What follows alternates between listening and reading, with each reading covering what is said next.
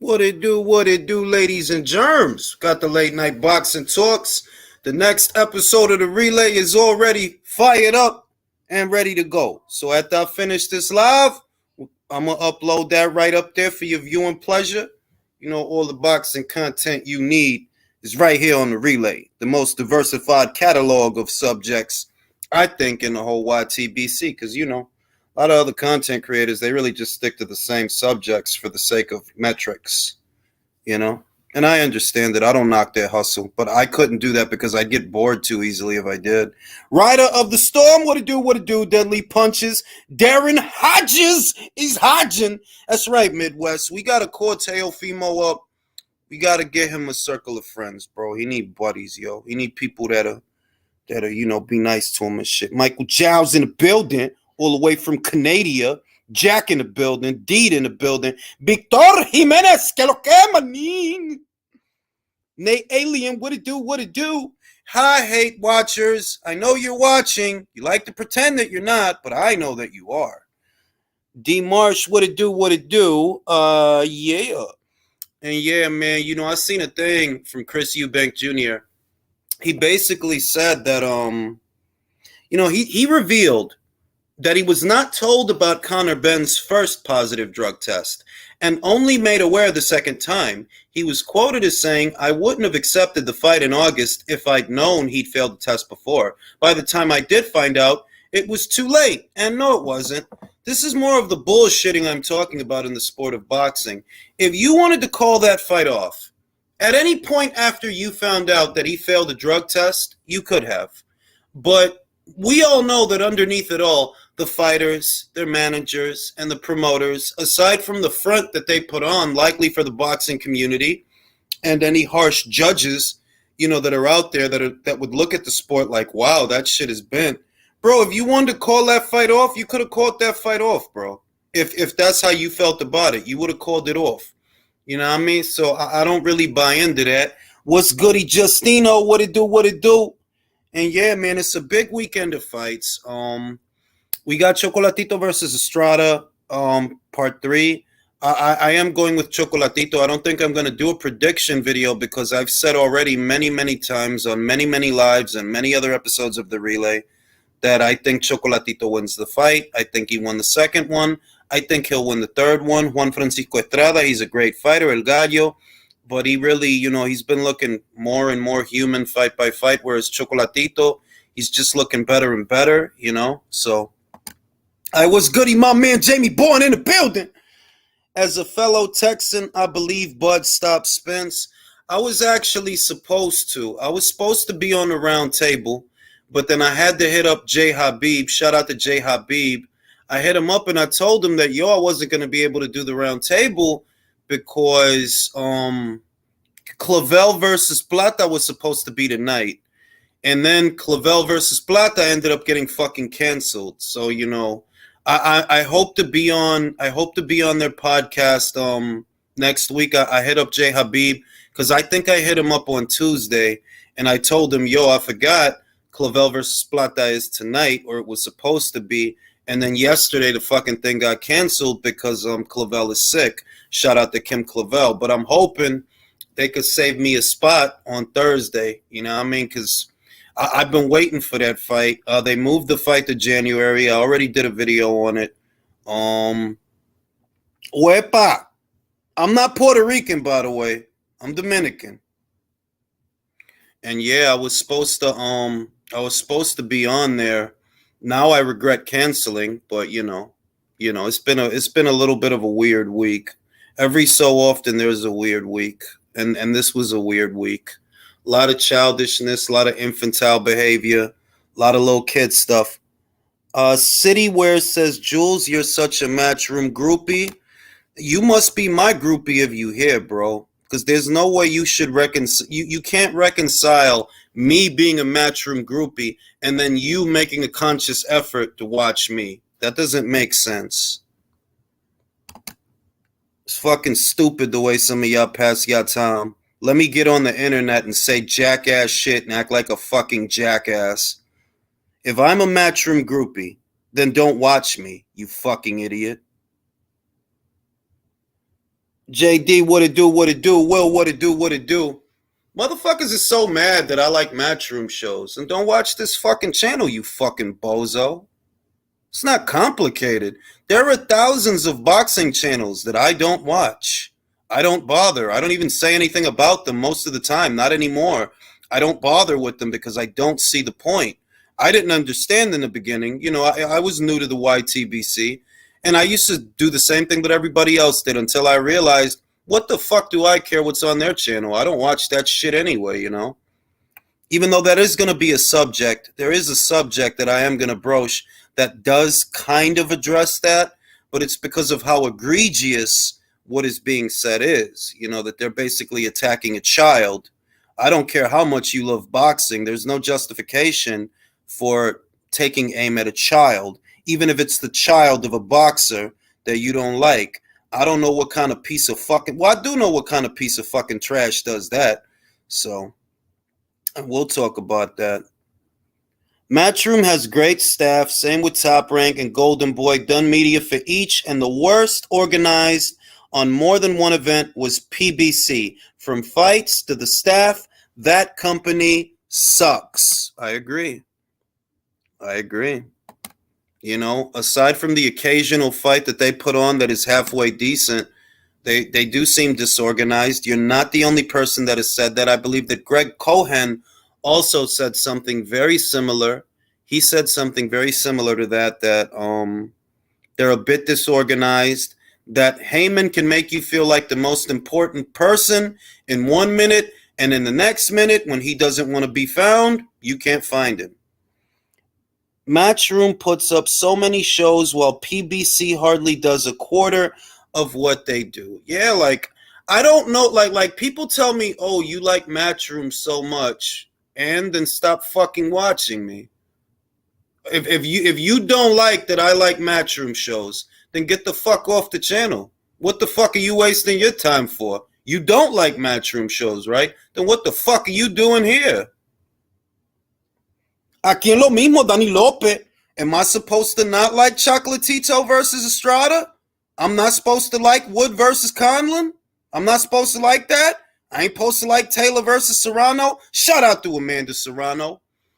Gave me a little bit of, you know, we corresponded a little bit about just what's going on. You know what I mean? Rumors and things that are out there, what's true and what isn't. Shout out to Amanda Serrano. And yeah, yo, like the fuck, man. Motherfuckers that come to your shit. Motherfucker, you had to have gotten a notification that I went live, and then you came here, and then you're gonna complain. Like, motherfucker, then don't come here. You're good at what you do. That's why I watch. I just noticed you have a slight Matchroom slant. Fam, what's the Matchroom slant? That I watch Matchroom boxing? Well, they do a lot of shows. They do more shows than anybody. What? I'm not supposed to watch? If I like the product, I'm not going to fucking apologize for liking the product. It's a good product. Conlon versus Wood. Taylor versus Serrano. Chocolatito versus Estrada 3. Joshua versus Usyk 2. Canelo versus Golovkin 3. Canelo versus Bivol. All from the same promoter. All from the same platform. I'm supposed to complain? It's a good fucking product. To me, the only ones that's fucking with Matchroom is Top Rank. And that's another good fucking product. They put out a great fucking product. That's all I'm saying. Apparently, you're only supposed to like $2 steak instead of a filet mignon in today's boxing market. Yeah, like, even it's Frank Warren shows that, well, it's not a lot of them. I will admit, it's not a lot of Frank Warren shows that I like. It's not a lot. But when he puts on a good show, I say it's a good show. When Scott puts on a good show, I say it's a good show.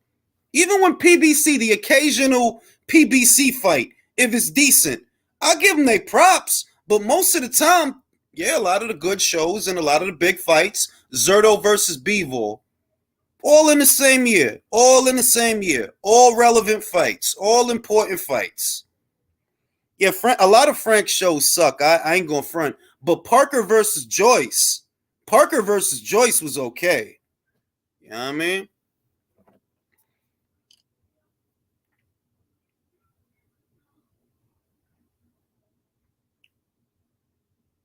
You know what I mean? And the next episode of the relay is already done. You know what I mean? Post this to my joint. For my hawkers and stalkers and people who be watching me.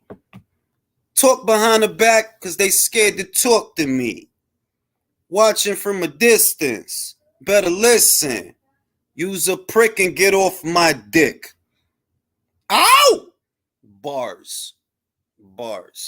And yeah, man, you know, there's a soundbite that's being passed around Twitter right now. I'm gonna find it for you guys and I'm gonna play it for you guys. And a lot of people found it particularly appalling because the podcaster took aim at a boxer's child. There's not really a lot of reason to do that. For what reason? I don't care how much you dislike the boxer. Like, look, I dislike Wilder, but I would never say anything about his kids. There's no reason for that. That you can't make that make sense. Something, you know, has to be wrong with you. So there's a soundbite from I'd say a decent known podcaster. What is it? A decent enough, well known enough podcast where the female podcaster is taking shots at a child, basically Teofimo Lopez's child. What the point of that was, I really don't know. It must have sounded better in her head than it did coming out of her mouth because you sound like a fucking idiot. Like, you just sound fucking stupid. And I'm going to play it for y'all. Edwin Castillo, manín. Saludo, Julia Cookham. Remember, Maul is an attraction. But if Canelo versus Ryder happens, oh, bueno, John Ryder has a style that does Canelo a lot of favors. He's a very aggressive guy. He wants to get close to you. So Canelo's going to be faster. Canelo might be a little bit stronger and a little bit sharper. So he's going to get a lot of countering opportunities from John Ryder. But because John is tough and because he's not afraid to let his hands go, I actually think it'll be a fun fight to watch. I think it'll be more fun to watch than Canelo versus Golovkin 3 was, than Canelo versus Smith, where Smith basically just covered up the whole fight and was getting hit.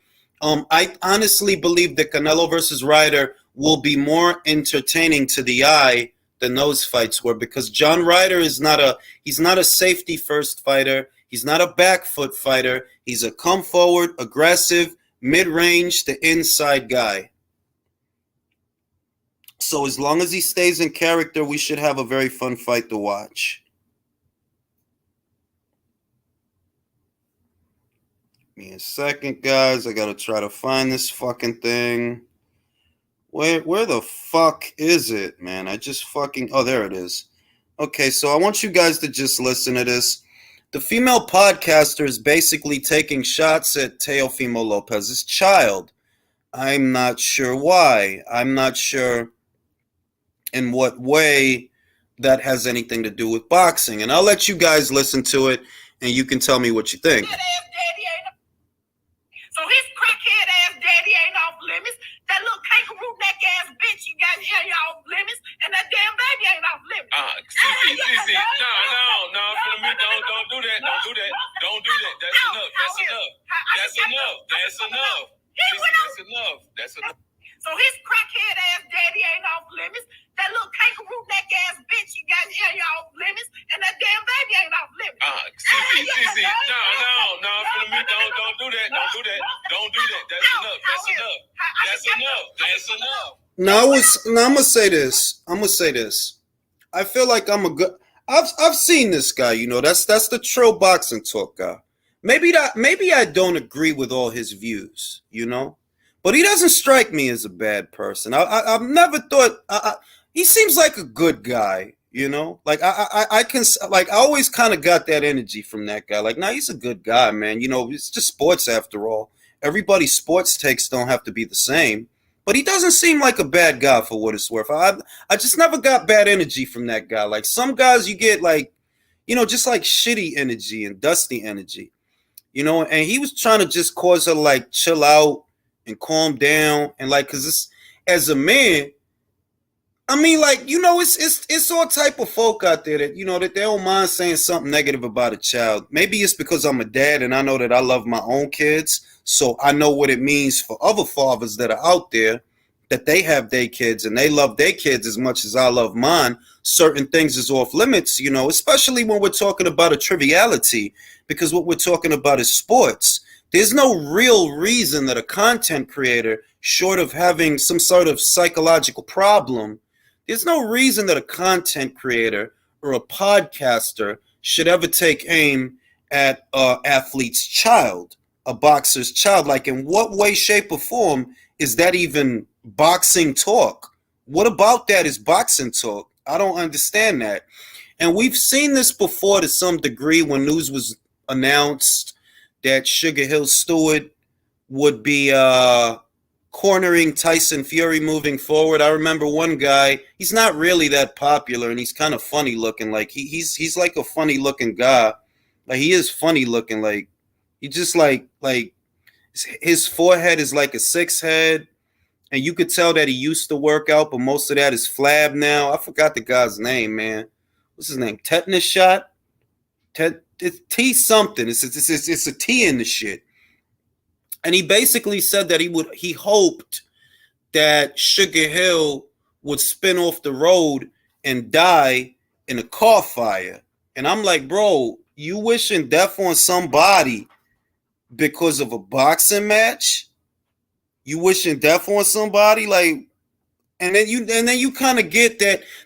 When I see stuff like that, that's kind of when I realize that, oh, you just a cartoon, man. You just be saying shit, like, cause you ain't serious, man. Like, yeah, that's his name, Drew Titan. I said tetanus shot.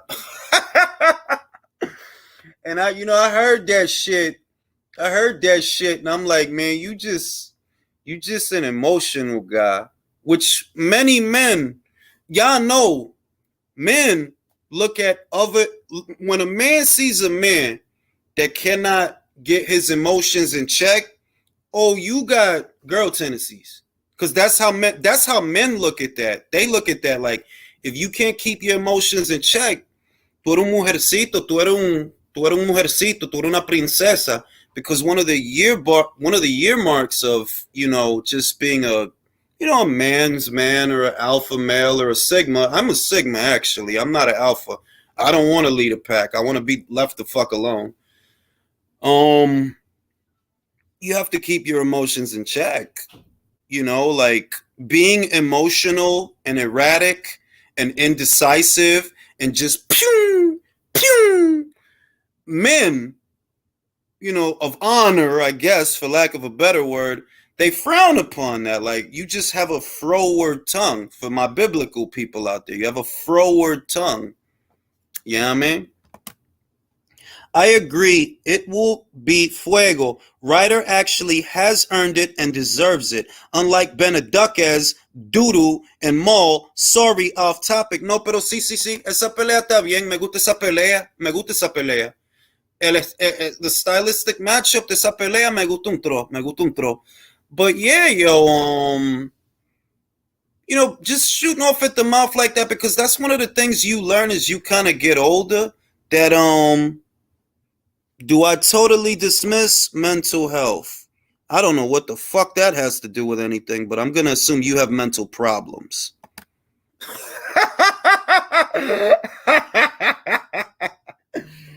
What are Dudu and Maul gonna do? I don't know who Dr. Mario's talking to, man. That's just another.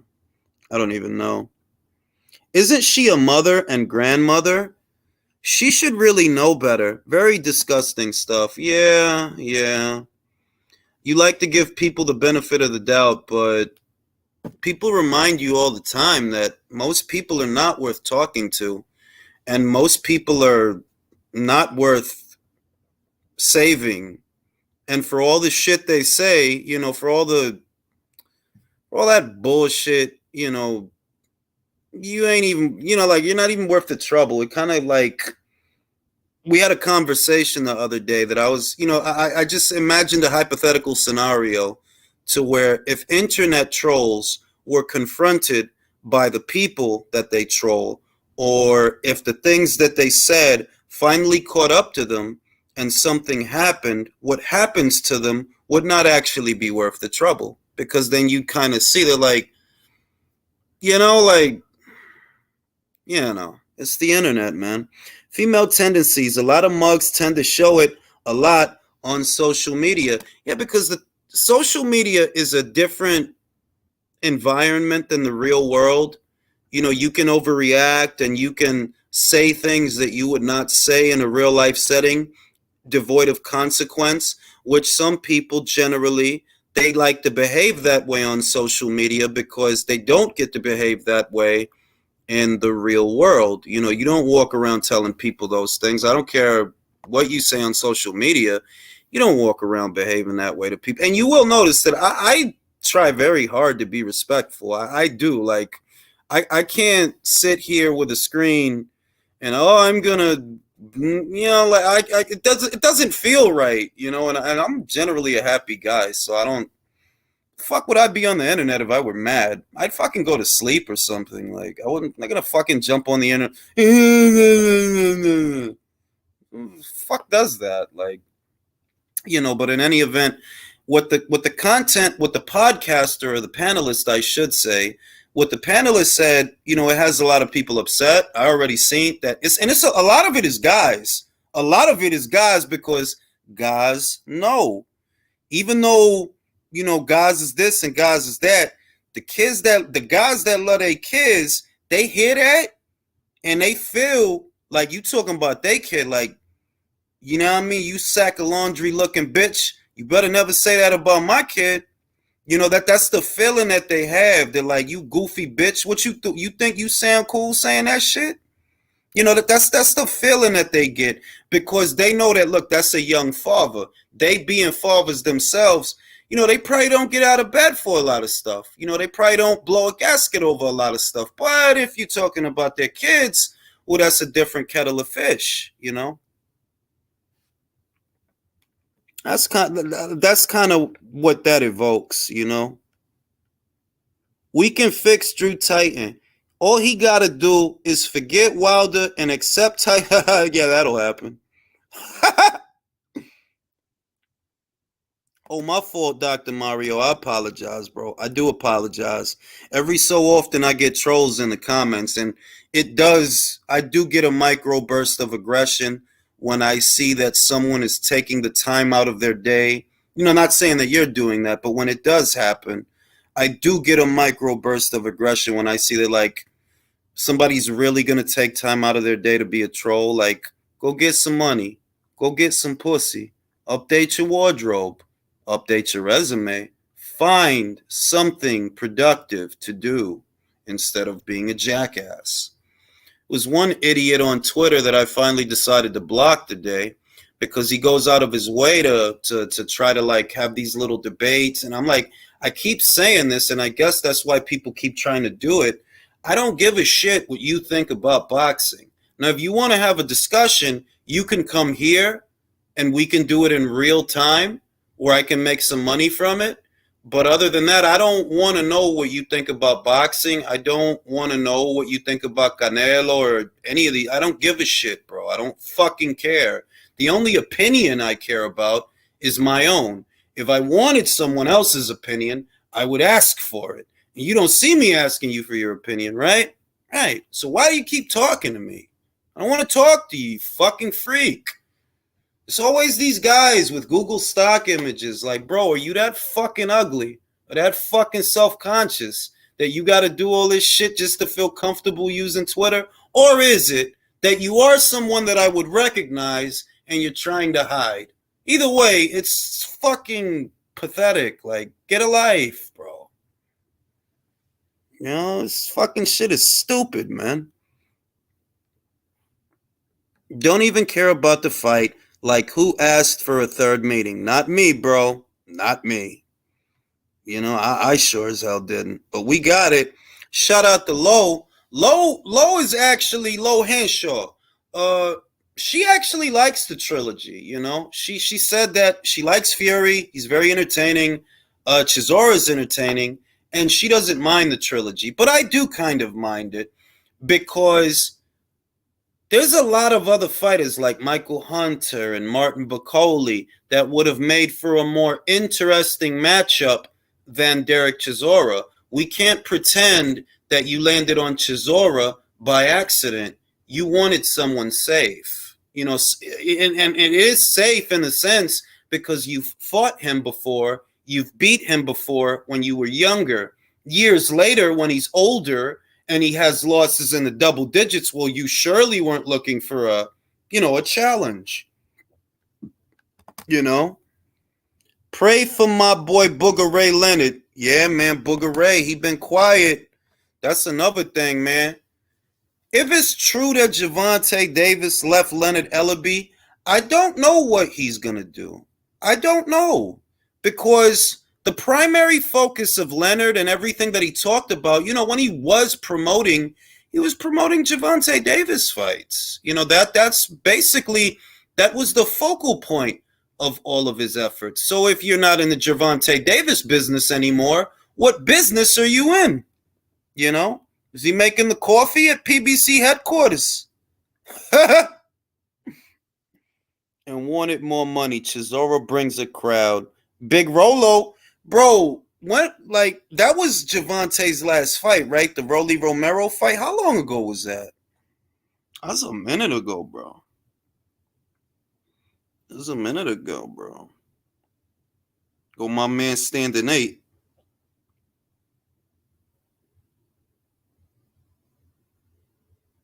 Y'all give me a second.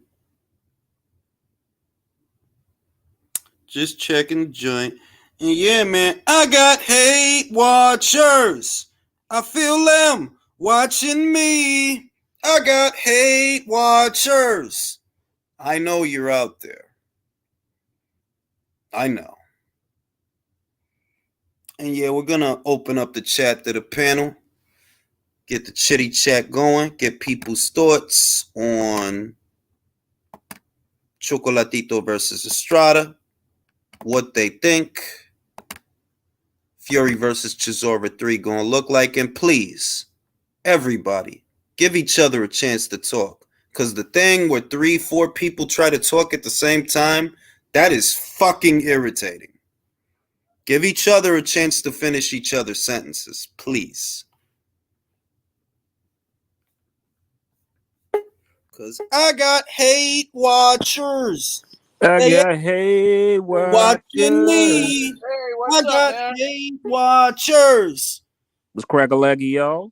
In they chats talking about me. They can't stay away Jules, from did you hear that? Hey, did you see Rolly got a big brother now? He does? Oh, yeah, I seen Joe Joyce. I seen that. He shit. Rolly done found a friend. He adopted him, bro. You know what I mean? I got hate watchers. Hey, Jules, really, for real, did you see that article about that old referee that said he helped Pacquiao and some Yeah, I seen that.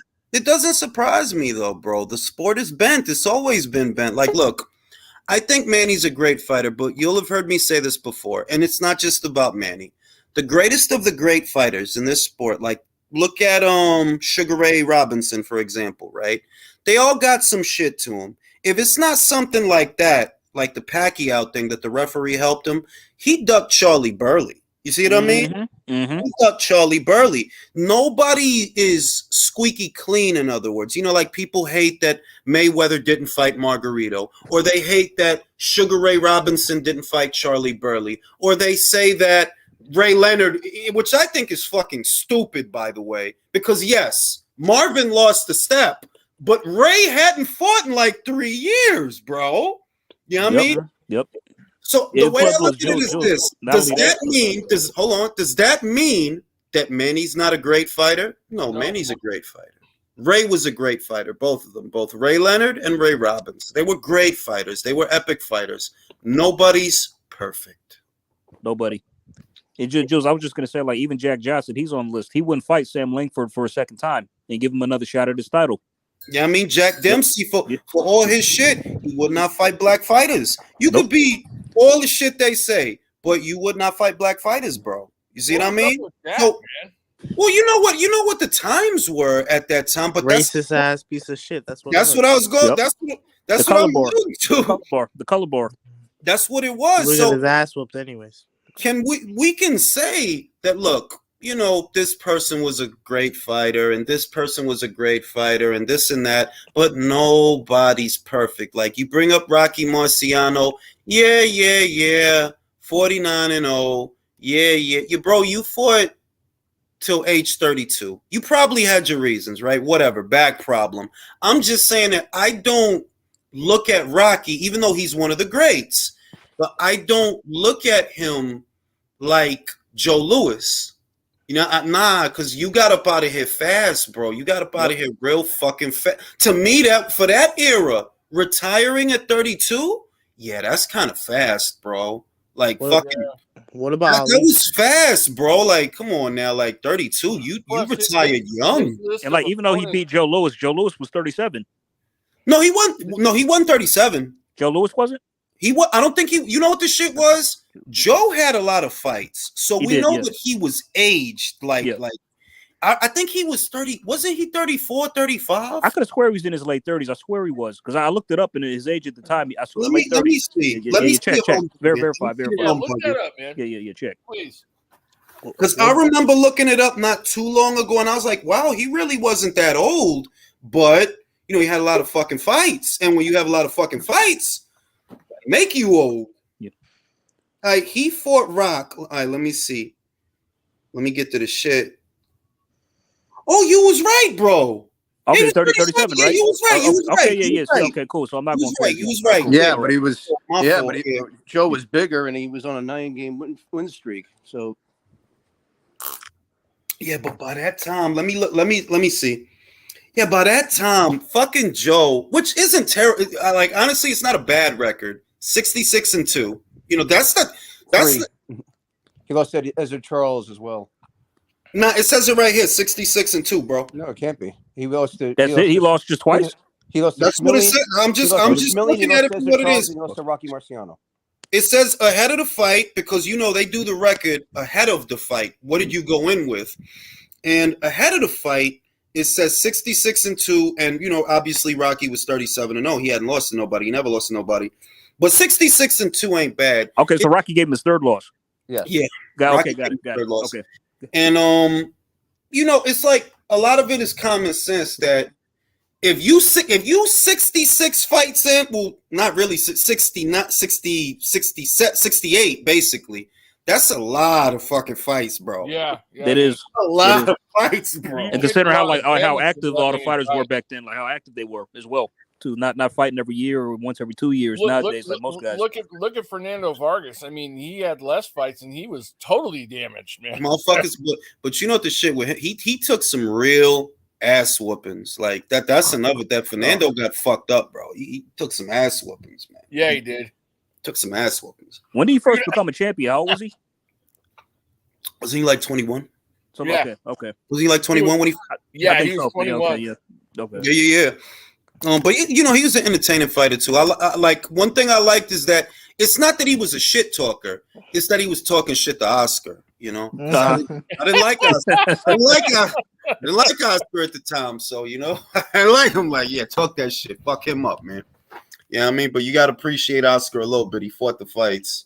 Hey, Jules, real quick, man. I was at this antique store, but this is boxing related, and the guy had like a store and a little museum. And did you know that Max Baer and his son, the guy who played Jethro, were actually from Sacramento?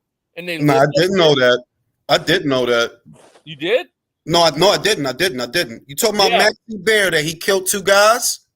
Yeah, Max Baer, the boxer. Yeah, I know Max. Yeah, I know Max because of Well, I found out about Max Baer through the movie, and then I did the research. Cinderella Man, one of the best boxing movies I've seen. I still haven't seen it. Neither have I. Because the old guy I'll tell you what, you can't watch it like it's a Rocky movie because it's not about stylized violence. It's not like that. You know what I mean? It's more along the lines of I ain't going front. I almost cried a little bit. I did because it's deep like that. Like, yeah, it's deep, bro. Like they was hungry. Were they Capricorns, bro? Were they Capricorns? All of them were Capricorns. The whole staff. Hey, Jules, the old guy told me that they used to hold like events and famous people used to come up and see them and everything up here. Yeah, man. But Max Baer, like one thing I'll say is that I saw that the estate of Max Baer, they did not like that he was depicted as being a villain in the film because, you know, in the film he was a little bit sadistic and he was a prick. But I guess what they're saying is that, come on, B. Max was our granddad, essentially, was not like that. Oh, yeah, I heard about that. I heard about Did that. it say that, in the film, like, Max Baer was portrayed as, like, threatening to kill his, like, kill the Cinderella Man? He told, like, his wife or something like that? Or that he was going to kill him? I mean, that's what they did in the movie. And, you know, the actual family, they didn't like that. Like, nah, you don't. You know, and I'm not as obviously I'm not a historian to know all of Max Baer's history, but he seemed like a charming guy, seemed like a nice guy. I know that he moonlighted as an actor also, and they took a lot of issue with that y'all made him out to be like a sadistic killer, and he wasn't, like, even though he had two bodies, he wasn't trying to kill motherfuckers. It just, you know, it happened. Yeah, I think they were trying to portray him like that because Max Baer was one of the hardest punchers in history. He had a hell of a right cross. You know, he beat the shit out. Now, that I did go back to see. I wanted to see was the Primo Carnera fight the way it was depicted in the film. And in real life, no, it was worse, bro. He was beating the shit out of Primo Carnera.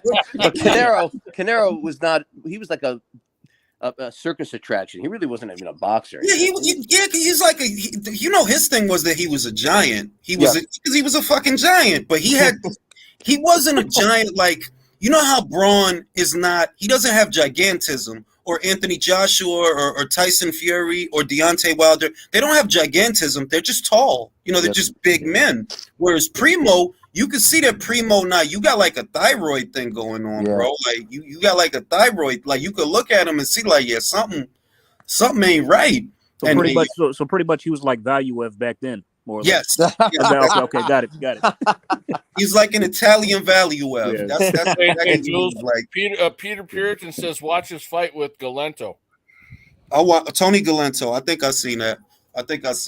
Hey, Leo, what's up, man? Hey, Leo's in the comments, man. Throw him the link. He beat the fucking, like, if you like, and it wasn't like a boxing match ass whooping. It was like an ass whooping. Like, he's just fucking you up, bro. Plus, like the mob was behind what's his face, Primo, right? Or Carnera? When the mob behind him. Yeah, he's a fucking Italian guy in that time, bro. What do you think, bro?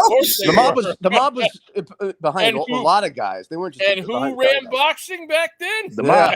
The mob run that shit, bro. Yeah, but that's when it was the best. The motherfuckers was fighting.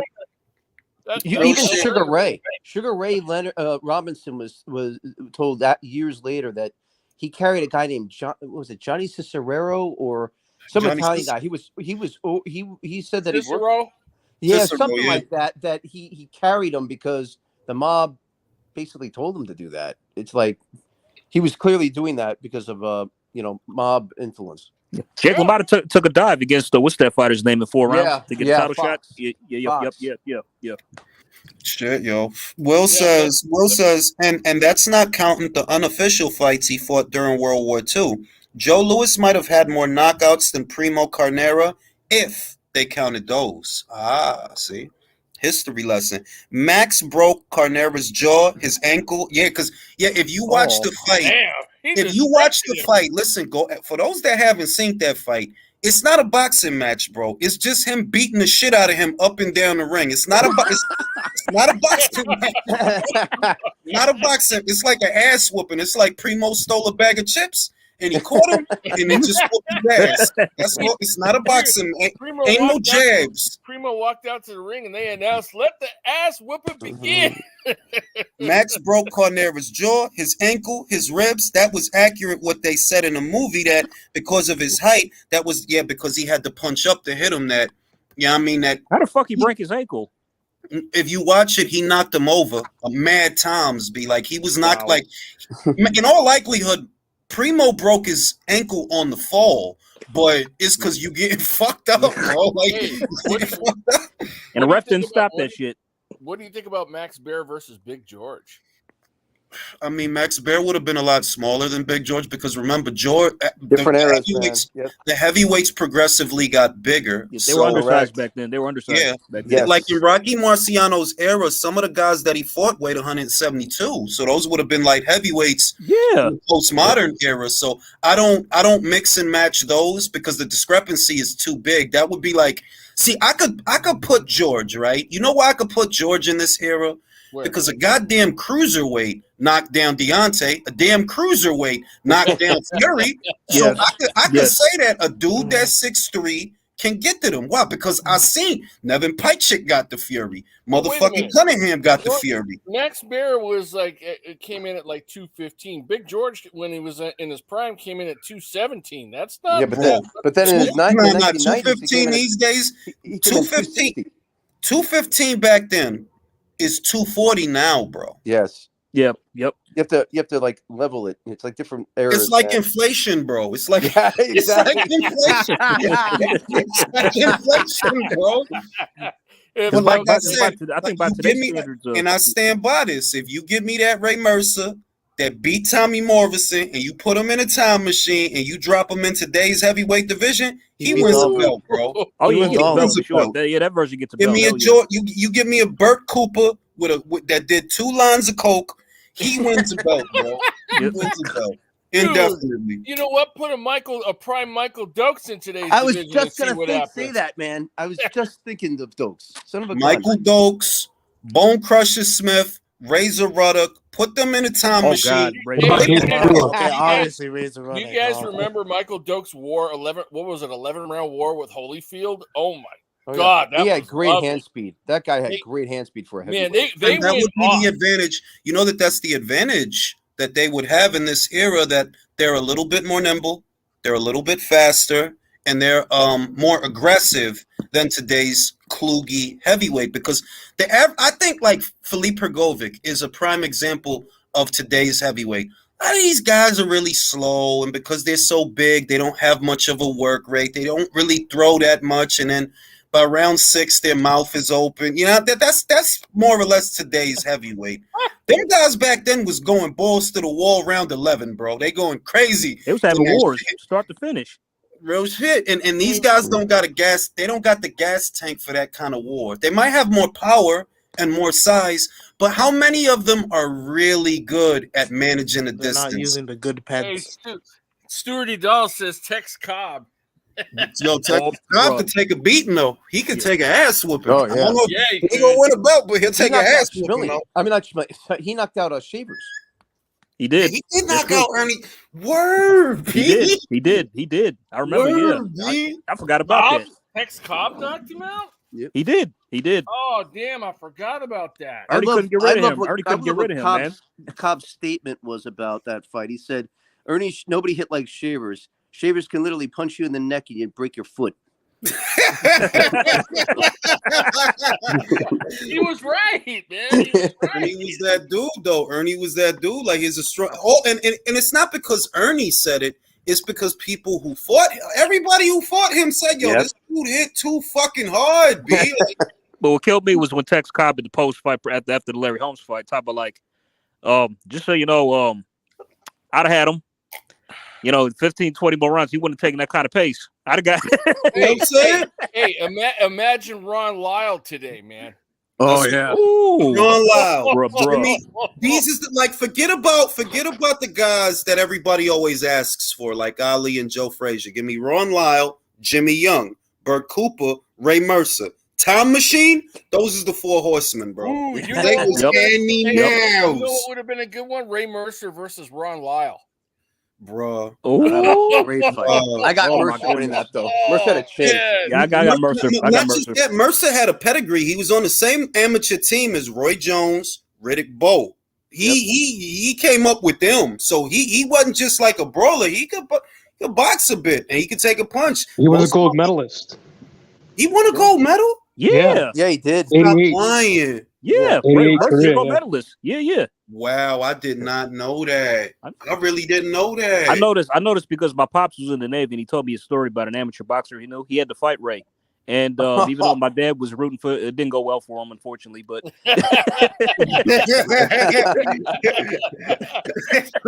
Merciless Ray Mercer, bro. Why would not Exactly. surprise Exactly. me? Merciless Ray Mercer, bro. But yeah, there's a soundbite. I want to get you guys' thoughts on this soundbite. I'll play it back for you guys. Bro, that shit's disgusting, bro. That's sickening. That's sickening. I just want to get the anger. I want to get the anger and the outrage. Shit, I fucking Bro, who is that bitch? Who is that? Deed says, look. what would That's a happen joint. if- That's a joint. I think Beat that bitch ass, man.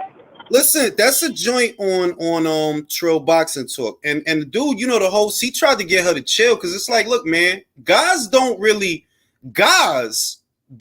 go at it like, yeah, we can say what we gonna say to each other, but you know what I mean. You got to be like, I guess it's boundaries. I don't know. I guess motherfucker don't usually go after motherfucking kids. You know what I mean? At least not unless you a contract killer. Then it's Right. everything goes. You know what I mean? But she started talking about Lopez kid, and look, I ain't a fan of Lopez or his bullshit that he be saying. But you ain't got to bring his kid. He got one kid, B. Leave his kid out of it. So unnecessary. If you want to talk about his daddy, you can, because it's still boxing related. Like, yeah, you got to let your son shine. You know what I mean? Like, to that extent in that arena. But what the fuck his baby got to do with anything? Bro, how are you an adult coming at a child? I don't know. An infant child, too. I don't know. What's wrong with you? That's whack, man. She got fucking problems. whack. She needs to get her ass I gotta beat. say, she got problems. Yeah, I agree. She needs to get her ass beat. I'm thinking that, you know what the shit is sometimes? I know a guy that's like that, right? I know a guy, or I knew a guy, was an acquaintance, not a friend, that he'll say shit like that because he's trying to appear a certain way. He's trying to appear, you know what I mean? And it must sound better in your head than it does leaving your mouth, because you just sound like a dickhead. You know what I mean? And that's all I thought. Like, I thought about, I'm like, you just a dickhead. Like, you just a dickhead. Like, you saying that shit because you think that shit sound good, and you just sound like a dickhead. Like, that's all I hear is a dickhead. So, yeah, I mean, but I seen a lot of people got mad at the shit. Most of them was guys, because, like I said, when you a father, you probably don't care about a lot of shit. You know what I mean? You don't care about a lot of shit, but you care about your kids. If somebody coming at your kids, yeah, you probably gonna flip the fuck out. You know what I mean? Okay, Julius, I am a little bit lost. What happened? I got you right now. Hold up. I got you right now. Hold up. I'm gonna go to it. Don't say nothing. Listen Somebody to the sing clip, a Leo. song. Somebody sing a song. We all need an Alicia that we understand. She beat on Michaela because she was wrong. All right, here go. That little kangaroo neck ass bitch, you got your off limits, and that damn baby ain't off limits. CC, no, for me, don't do that. Don't do that. That's enough. That's enough. And see, and like I said, I'm a good judge of character. I think the podcast host, I've never gotten bad. I don't know the dude name, you know what I mean? But he seemed like a good guy. I'm good at reading energy. I'm good at reading. He seemed like a good guy, even though I probably don't agree with his sports takes. But it's fucking sports. You see what I mean? It's not fuck you, your kid, your mom. Nah, it's sports, bro. You know what I mean? So for the lady to go at Lopez's kid, I'm like, look, I find Lopez and his father fucking annoying as fuck. But I'm not gonna talk about his fucking kid. Like, for what? Like, why? Why? Like, don't bring an innocent child into this. You know what I mean? That's a Okay, but who is this woman? thing. That's what I'm saying. Who is this woman? That's the panelist. That's a panelist. I think her name is Cece, because I heard him call her Cece. On I think it's Trill Boxing Talk. G Funky posted it. Shout out to G Funky. He posted it, and you could go to it on Twitter. Like, yo, most of the people that are mad, it's not girls, it's guys, and I know why. When you a father and you hear that, innately it feels like they talking to your kid. Like, yo, what's the matter with you? That's a kid. That's literally a baby you talking about. Why are you coming at a baby? Like, why? You could come at Lopez, because Lopez give you plenty of ammunition, man. That kid is annoying. That kid's retarded. And his father's even worse. You could come at them. They big boys. They can handle themselves. But why the baby? It just don't make sense. Why the baby? You know why? When you're that deranged and intellectually inferior, you're just a fucking degenerate. I expect behavior like that from degenerates, Bro, I'm a Jules. fucking degenerate, bro. No, you're not. You like to play like you're a degenerate. I am a degenerate. I'm just lazy and I can't do degenerate shit no more because I'm lazy. If I was in my 20s, I'm a degenerate, yo. But Can I tell you something? Your vocabulary alone lets us know you're not a degenerate. I'm gonna tell you what, Drew. That's I've always had that vocabulary because even when I was a child, because I literally would read the dictionary. I was learning to speak English, and once I started learning, I wanted to learn more. I always had that vocabulary, bro. That shit don't mean nothing. I'm just saying that you could be a degenerate. I know lots of motherfuckers that are awful human fucking beings, but they don't come at children though. I'm just saying. I have another. That's a line that you don't cross. Question. I have another question. Is this woman who was yelling 1 minute ago is somehow related to Teofimo Lopez? No. She knows Teofimo or his father? No. Why is she yelling like, what the fuck? I don't know. Yeah, what did they do? What did they do to her? Put me on the screen. Lopez gives you enough ammunition with a father like this and a trainer and a manager like that. Yeah, like that's what I'm saying. That's kind of what I'm saying. That he gives you enough ammunition that you can come at him because he say a lot of stupid shit. Like, fam, I wish you would get in the ring with Regis, bro. I wish you would. Because you talk a lot of fucking shit. Oh my god. You know what I'm saying? Talk a lot of fucking shit. Who exactly is this that was doing this, though? It's a regular panelist on, I think it's Trill Boxing Talk. It's a regular panelist on Trill Boxing Talk.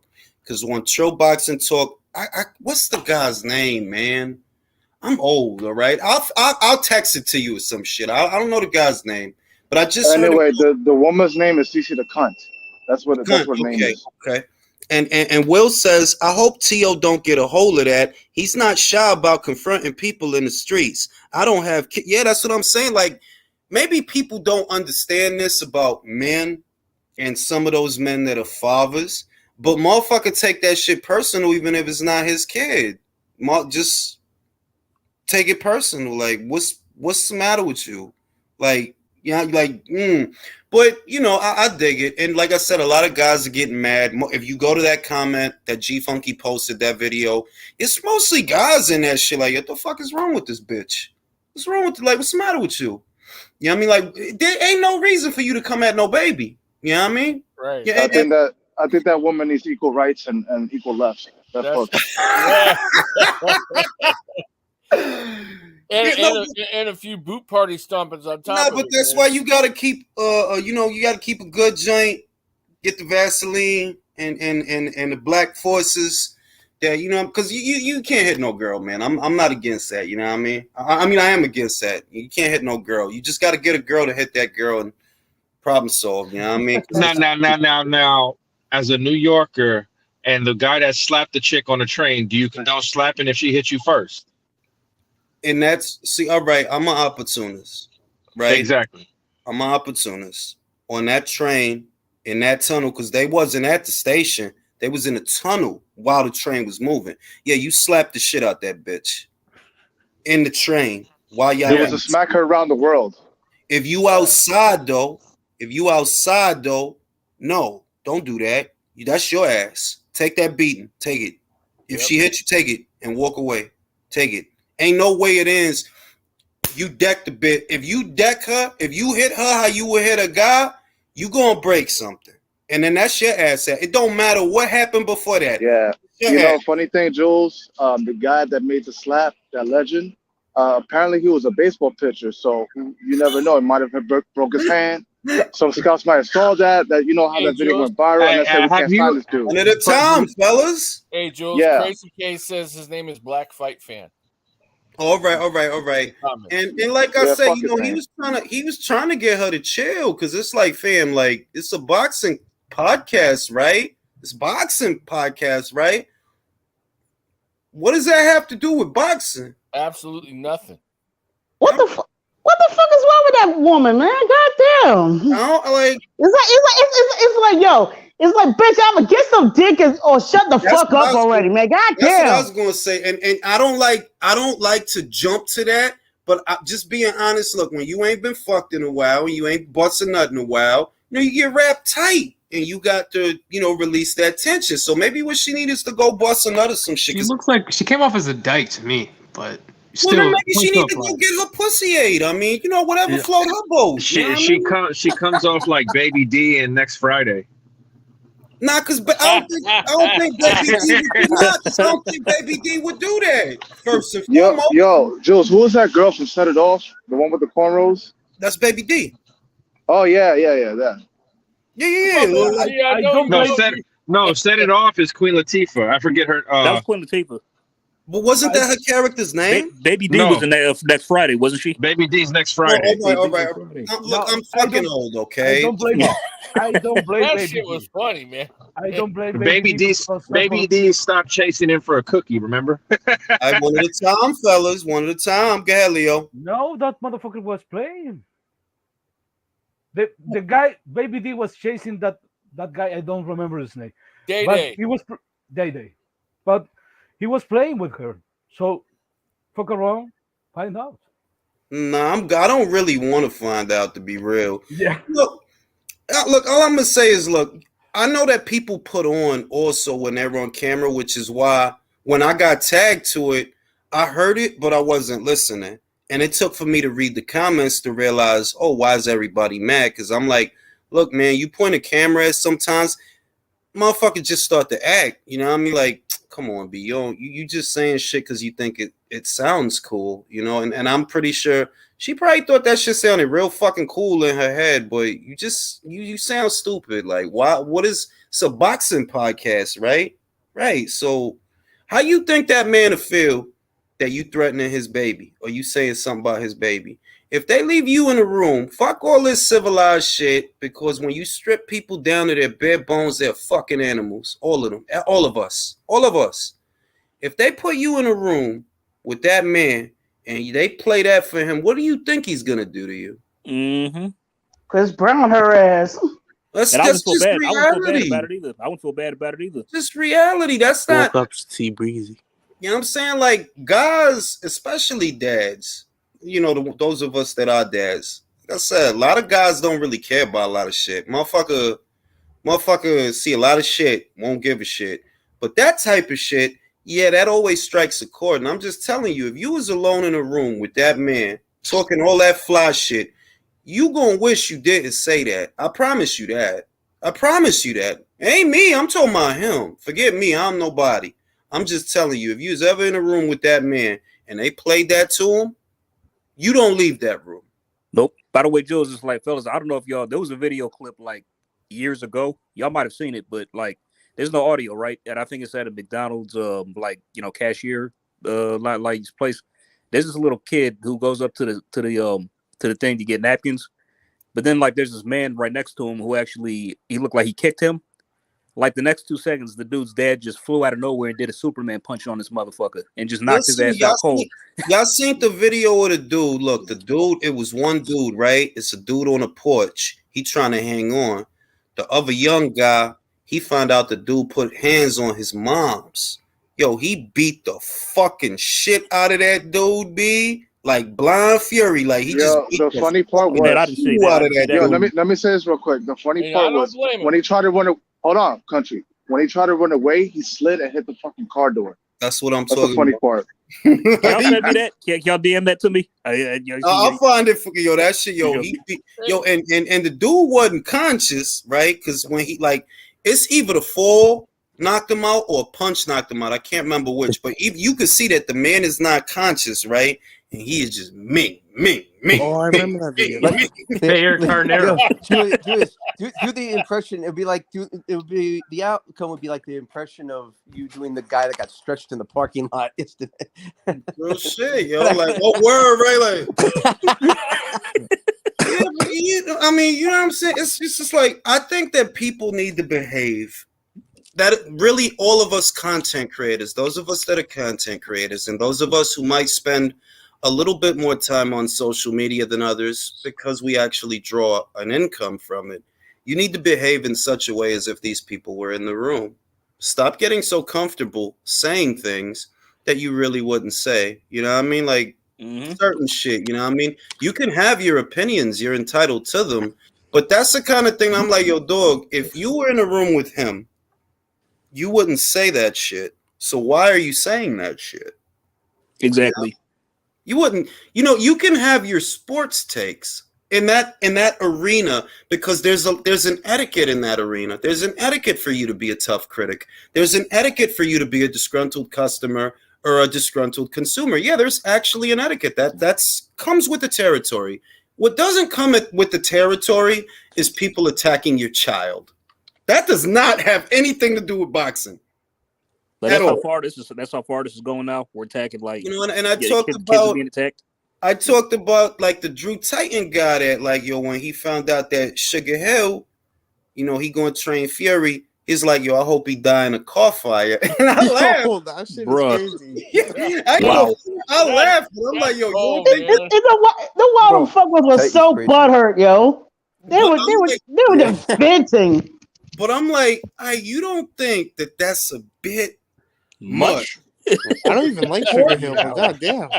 Like my guy, like it ain't really that deep, man. It ain't like you don't think that this is a little bit. See, I would never wish. One thing you'll notice, I don't wish because when you put that out there, no, I can't. It don't feel right. I can feel it in my shoulder. Careful what you wish for. Them Wakandans have no boundaries, man.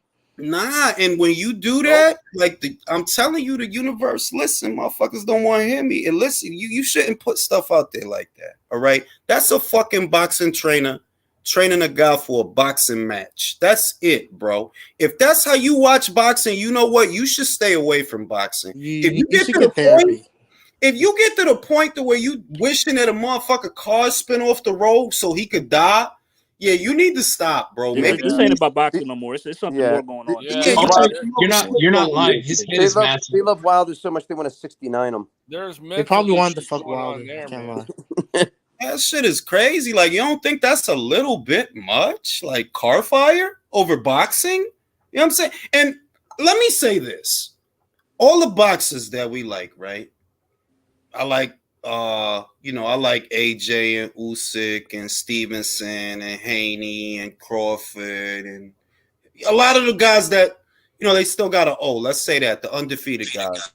You know that most of them are going to lose, right? Like, you know that, right? It's just a question of when. Right. Like, literally. And I think that what happened there is a lot of new guys to boxing, that they're new guys to, like, you don't watch boxing that much because if you did, you would know that the average fighter that you like, he's going to lose. Yeah. Most guys don't leave this sport undefeated. Most, even the very, very good ones, like Muhammad Ali, like Ray Robinson, like Ray Leonard. They don't. Klitschko. Yeah, they lose though. Like, yeah, it's gonna happen, And I feel like a lot of guys took that hard because they don't watch the sport enough to know that. They're like, yeah, dog, guys lose all the time. It's a question of when more than if. It's a question of when. You know what I mean? Every so often you'll get a guy that retires undefeated, like Finito Lopez or Floyd Mayweather or Andre Ward. He retired at 32. But most of the time, most guys gonna fucking lose, bro. He's not gonna leave this sport. Most guys are not gonna leave this sport with an unblemished record or they're 0 intact. In 2018, I said either Joshua's gonna lose or Wilder's gonna lose, or they're both going to lose. And yes, I was making the point that they need to fight now. Put the bullshit aside, put your pride aside, and do the fight. Because what's going to happen, and you don't have to believe shit I say, just put it in the fucking search bar. I said, heavyweight division is different. It's very different than any other division. You have a high probability of losing almost every fight you have. Yeah. Because you're always one punch away from being knocked out. Oh, it's not like that at welterweight. You see what I mean? At welterweight, it's a little bit negotiable. You know what I'm saying? The junior is a little bit negotiable. But a heavyweight, bro, motherfucker hit you one punch that you didn't see coming. That's it. That's all she. Look at what happened to Lennox Lewis, bro. Bing, bing. Got McCall. Put the fuck out by Rockmon. And then what happened to Rockmon right after that? He tried to get away. Moop, moop. And then you out of here now. That's the heavyweight division. And I said it in 2018. Y'all need to do that fight because either AJ gonna lose because he's fighting people that could fight. Either he gonna lose or y'all both gonna lose. And then this fight ain't gonna be what it is right now. Yeah, I mean, and then look at where they at. They got 3 back then, and they didn't. Yeah, man. You know what I'm saying? Yeah, but Jules, but that goes for like all divisions. I mean, like not really. Another example. I'm saying if they would have done that fight sooner, both undefeated, both champions. You know what I mean? You know what? Look, Devin Haney versus Teofimo. Even though Teofimo got a loss, that's still a fight. That's like, nah, I still need to see that shit. Oh yeah. And it still has enough of, if anything, it might be more popular because more people have come to know them. But it's different with Wilder and AJ because of what it meant. Undisputed, 2 unbeaten champions. He's from the UK. You from the USA. You never lost. He never lost. You're in your prime. He's in his prime. Let's go.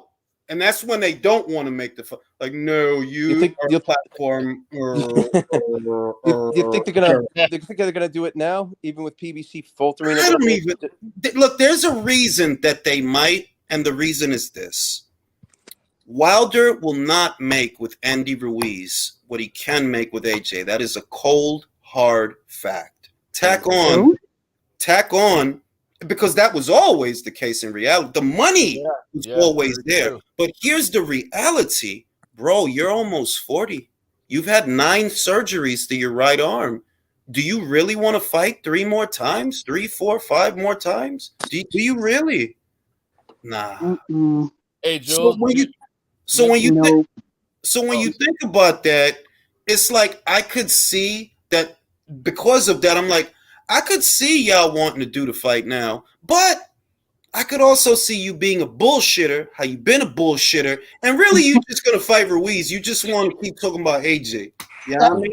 I say this all the time. When I heard about that, I said, it's gonna be like I said, like Bernie Mac always say, I don't believe in shit until shit happens. That's how I feel. Hey, Jules, Midwest Boxing says, imagine what condemnation when the twerk video dropped. Yeah, I mean, that's just more. You know, it's that's like I see TikTokers, right? And these is guys, and like, look, you know, comedy is comedy. I dig it, but it's like you too comfortable putting on girl clothes. You know what I mean? Too comfortable. Look, man, I'm fucking 39. I ain't ever popped my ass. I'm being real with you. I never done that. I would not do that. Like, nah. You're not 39. I'm 39, bro. I'm turning 40 this month. And welcome to the club. Damn. I love it. But it's just, you know, and that's just it. You know, to each his own. I'm just saying that is not for me. That's all that's not for me. That's all I'm saying. That's not for me. Certain shit is not. And it's like the guys that I see on TikTok. They're like, you always imitating your mother or your sister or some type of girl. And you do that a little bit too well. And it is what it is, you know. It is. It just is what it is. Like I see, bro. I see, bro. I don't see Joshua and Wilder happening. There's too much that can go wrong. I mean it's the plan. I mean, it's him and Andy. That's Wilder and Andy. That's the plan. The reason it could see this is another thing that has my attention. Wilder has been fighting on Fox ever since the Brazil fight. His last fight on Showtime was the Brazil fight. After the Brazil fight, he went to Fox, and he's been there ever since. The Brazil fight was about 3 years ago, maybe a little over 3 years ago. Fox is leaving boxing, right? So, you know, what are you going to do, Wilder? Are you going to go back to Showtime and keep selling nothing? You couldn't sell that much on Fox. You're going to sell on Showtime. What are you going to do? Because you are getting older, you know? One of the biggest, you fight Ruiz for what? So that you can become Fury's mandatory? Really? You want to fight him again? In England? You want to fight him again? I mean, does Wilder go to the zone? Yeah, he should just go fight AJ. He should go to London, go get beat up, and go get that check because he's not going to get a payday anywhere else. That's the only way it happens if he goes to the zone. I've always maintained that. Look, maybe he wins, maybe he loses, but what is consistent is you will get paid. Mhm. That's consistent. Whether you win, you lose, 1 fight, 2 fight, he gets knocked out, or you get whatever, you will get Especially paid. against AJ, because he brings in the cash. Yeah, you can't. He tried. What they tried to do was you tried to make him an entity in and of himself, and the American market was dwindling at the time for a number of reasons, not exclusive to the matchmaking, even though that did have a lot to do with things, but not even just exclusive to the matchmaking. Also, piracy. Piracy is at an all-time high. You could go to videos I did in 2018 where I said it. It's getting worse. It's too easy to steal a fight. Average guy's not going to pay if he doesn't have to. That's just reality. They said in the Musso report for which these are the guys that track illegal streams or whatever. And I remember the Musso report for Wilder versus Fury 1. 2 million people, I believe, stole it in America, and 1 million people stole it in the UK. How do you combat that, bro? How do you fight that? Jules, 10 million, over 10 million people stream the rematch. Bro, I'm trying to tell you, like, how do you fight that? Yeah, So, but can I say something? Get Those, when you put something on that people actually want to watch, I think you'll get a good number of people. Because if you look at what UFC does, Google a UFC fight night. What they do, they average between 1 million to like Israel Adesanya. He's at 1.8 million pay-per-view. bro, you know what the thing is? You can do the numbers, but you have to consistently make fights that people want to see. And they do that though. They get those numbers. The deterrent for a laggy stream is fights that capture the imagination. One of those fights was Spence and Crawford, but in 2018, that I need to see this. This is going to be my not for me because I was in that generation, but for the young guys of this generation, this would be your Felix Trinidad versus Oscar De La Hoya. Big welterweight fight, unbeaten guys in their prime. They're both great. Yada, yada, yada. It's all there for you. And they fucked that fucking thing off. And that was the time to do it because that's when it was hot. That's when it was hot. That's when you got to do it, when it's hot. Because, yes, people are going to steal. You really can't stop them right now because the technology has not caught up to the piracy. But if you do it while it's hot, it'll still bring you bigger numbers than if you wait. He gets a car accident. He lands on his face. This guy, his buzz is dissipating because he's not getting the fights that he needs. And this guy, fucking Spence has fought once in the last 2 years. What kind of buzz does he have? You know what I mean? Rick Glacier said, which is crazy. He said that, this dude's numbers was like 119,000 for the Ugas fight. Not no 2 and change. And I'm like, I could see that. Well, I know what kind of buzz he has. How much? 119. He said that Spence versus Ugas sold less than Crawford versus Porter. That's what he said. That's what he said. Take it with a pinch of salt if you want to, but that is what he said, and it's on his page. And I'm like, you know what? Just think, who the fuck is high on Ugas? Who? Well, if it did that, how much is Spence versus Thurman going to do? Nothing. Whatever it does, you'll fucking lie about it. Julius, I'm sure you're going to be happy if Thurman loses that. Only buzz he has is that liquor. For real. Oh, you ain't shit. Wait, what did Wilder Helenius do for pay-per-view? Only like 70,000 or something. Yeah, they said it's between 75 and 77,000. And so you can imagine all the people that pirated that fight, and of course the BBC wanted everybody to watch that fight and buy it on pay-per-view. And they also had to compete, which I brought up, with a fight that was on the biggest sports network in the country, at no additional charge. Devin Haney. You know what I mean? And on top of that, you also got to say, I said, why PBC going to put up with all these fights, these pay-per-view fights? Well, like I said, now you got the NFL going off, you got NBA going off, college football is going off, all these different sports is going on. It's like, you fucking idiots want to put all these bullshit on pay-per-view. The PBC is scared. They're scared to do they're scared to compete with the World Cup in the United States, where people really don't care about soccer. Forgot about World Cup. Let me say this: the shit is boxing is crazy in the sense that I don't gotta pay pay-per-view for the fucking World Series, right? Right. I don't gotta pay pay-per-view for the NBA Finals, right? Right. I don't gotta pay pay-per-view for the motherfucking Super Bowl, right? Right. So what the fuck? What the fuck? Like, pay-per-view is supposed to be, put simply, for the big fights. And no, not every fight with 2, 3, 4 times. No, not every fight is a big fight. You know what the fuck a big fight is, bro. Okay, now I will admit, Gervonta Davis versus Ryan Garcia, that is a big fight. It's a big fight. Not Davis versus Hector. Let's get it clear. Not Davis versus Hector Garcia. Ryan Garcia. Yes, that is a big commercial. Not Ortiz versus Martin. Exactly. Not Ortiz versus Charles Martin, right? Joshua versus Wilder. That is a big fight. Which tells you PBC is not doing well because they're putting anything on PBC. I said it, and I said it 3 years ago that it's a survival tactic. The only reason I could think of why somebody in this sport would put that many fights on pay-per-view is because they're hoping that the revenue, instead of coming from the network, which probably doesn't want to give them revenue, they don't want to give them no money, they must be hoping that we will help pay for them. And no, I'm not. No. Fuck that shit. Right? I didn't even steal a lot of that shit. Like, I didn't give a fuck about a lot of that shit. Okay? When Davis, I don't watch that shit. You understand? I catch the highlights. I don't watch that shit. Like, bro, what the fuck am I supposed to be high on you fighting? Mario who? Who the fuck is that?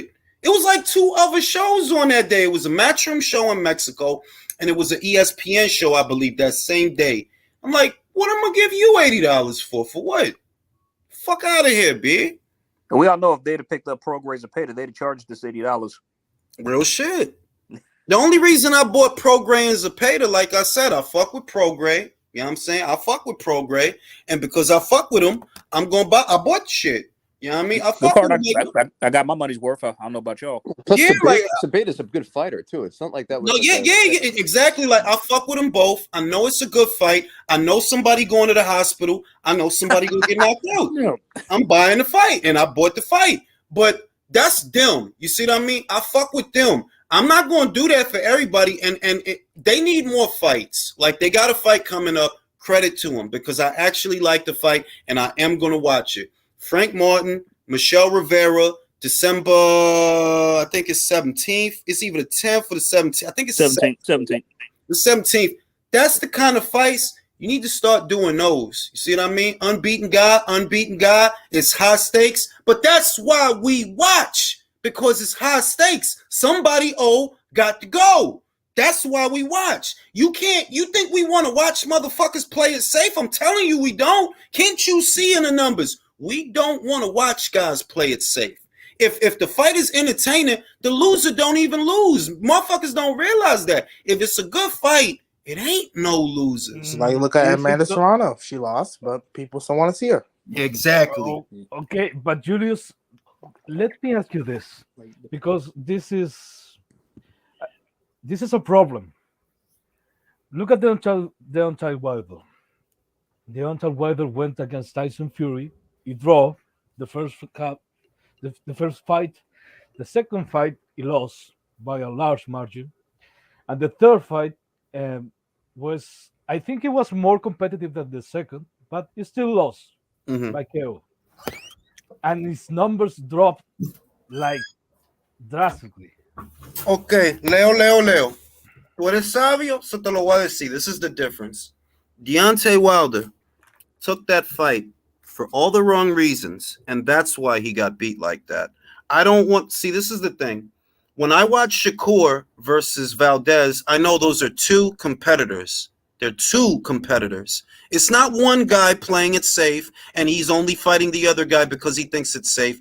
You fought Fury because you thought it was safe. You said it yourself. He can't punch. You said it yourself. You said it yourself that he was a drug addict when you found him. You said that. I didn't say. I'm not making none of this up. The videos is up. The quotes is out there. You picked that dude because you thought it was going to be easy. So what happened to you is not a competitive loss. Your plan backfired. That's what happened, you see? But when I watch Shakur versus Valdez, Valdez lost, but he's a competitor, and so is Shakur. And I'm going to watch both their fucking fights after that. Yeah, Valdez lost. But if it's Valdez Navarrete, of course I'm going to fucking watch it. Shakur versus Loma, of course I'm going to. You fucking crazy? Of course I'm going to watch that shit. Julius, but what I am talking about is how do you explain that uh, that uh, that down in his pay-per-view numbers? Because we're talking about how many was in the second fight, the Until Wilder It versus was Fury fight. 800. It was between 800 and 850,000, I believe it was. Okay, I don't remember seeing anything like that. Then you go from 800 to less than 100. Well, let's say this. Let's also say this. You're not looking at two things. One, remember, and I've been saying this, Wilder's not a draw. Your biggest numbers are with Fury. You by yourself don't sell. That's one. Two, piracy. You also have to deal with that. Three, scheduling. The market is now more competitive than it's ever been. You had to go head to head with a card that was basically free on the biggest sports network in the country. What did you think was going to happen? And 4, he played it safe. Robert Helenius.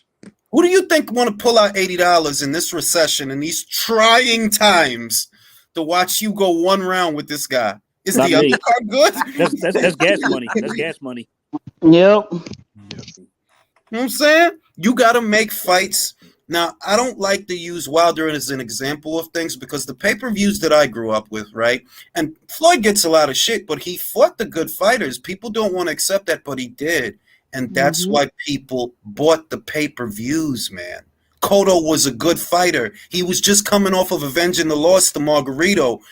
Motherfuckers was I was in a house full of Puerto Ricans that was rooting for him. I made money off of them, but they still believed because he won the Margarito rematch, right? Cotto was a good fighter. Canelo at the time, yes, he was, even though he was young, he's a young champion, they still believed in him because he was a young, good fighter and a champion. He had just beat unbeaten Austin Trout, who had beat Cotto to fight before that.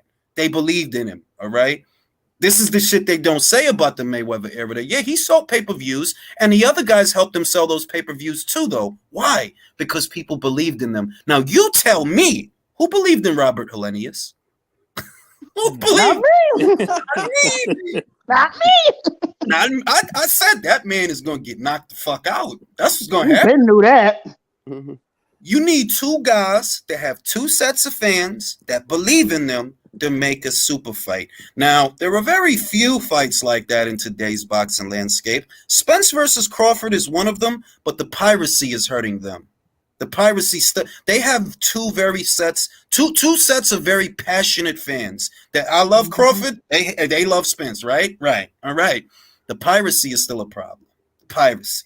You know what I mean? You blew it with that one because the value of the fight has only gone down. I don't think you do that fight and come near 1 million pay-per-view buys now. No way. Now, Ryan and Javante, they might because they're young.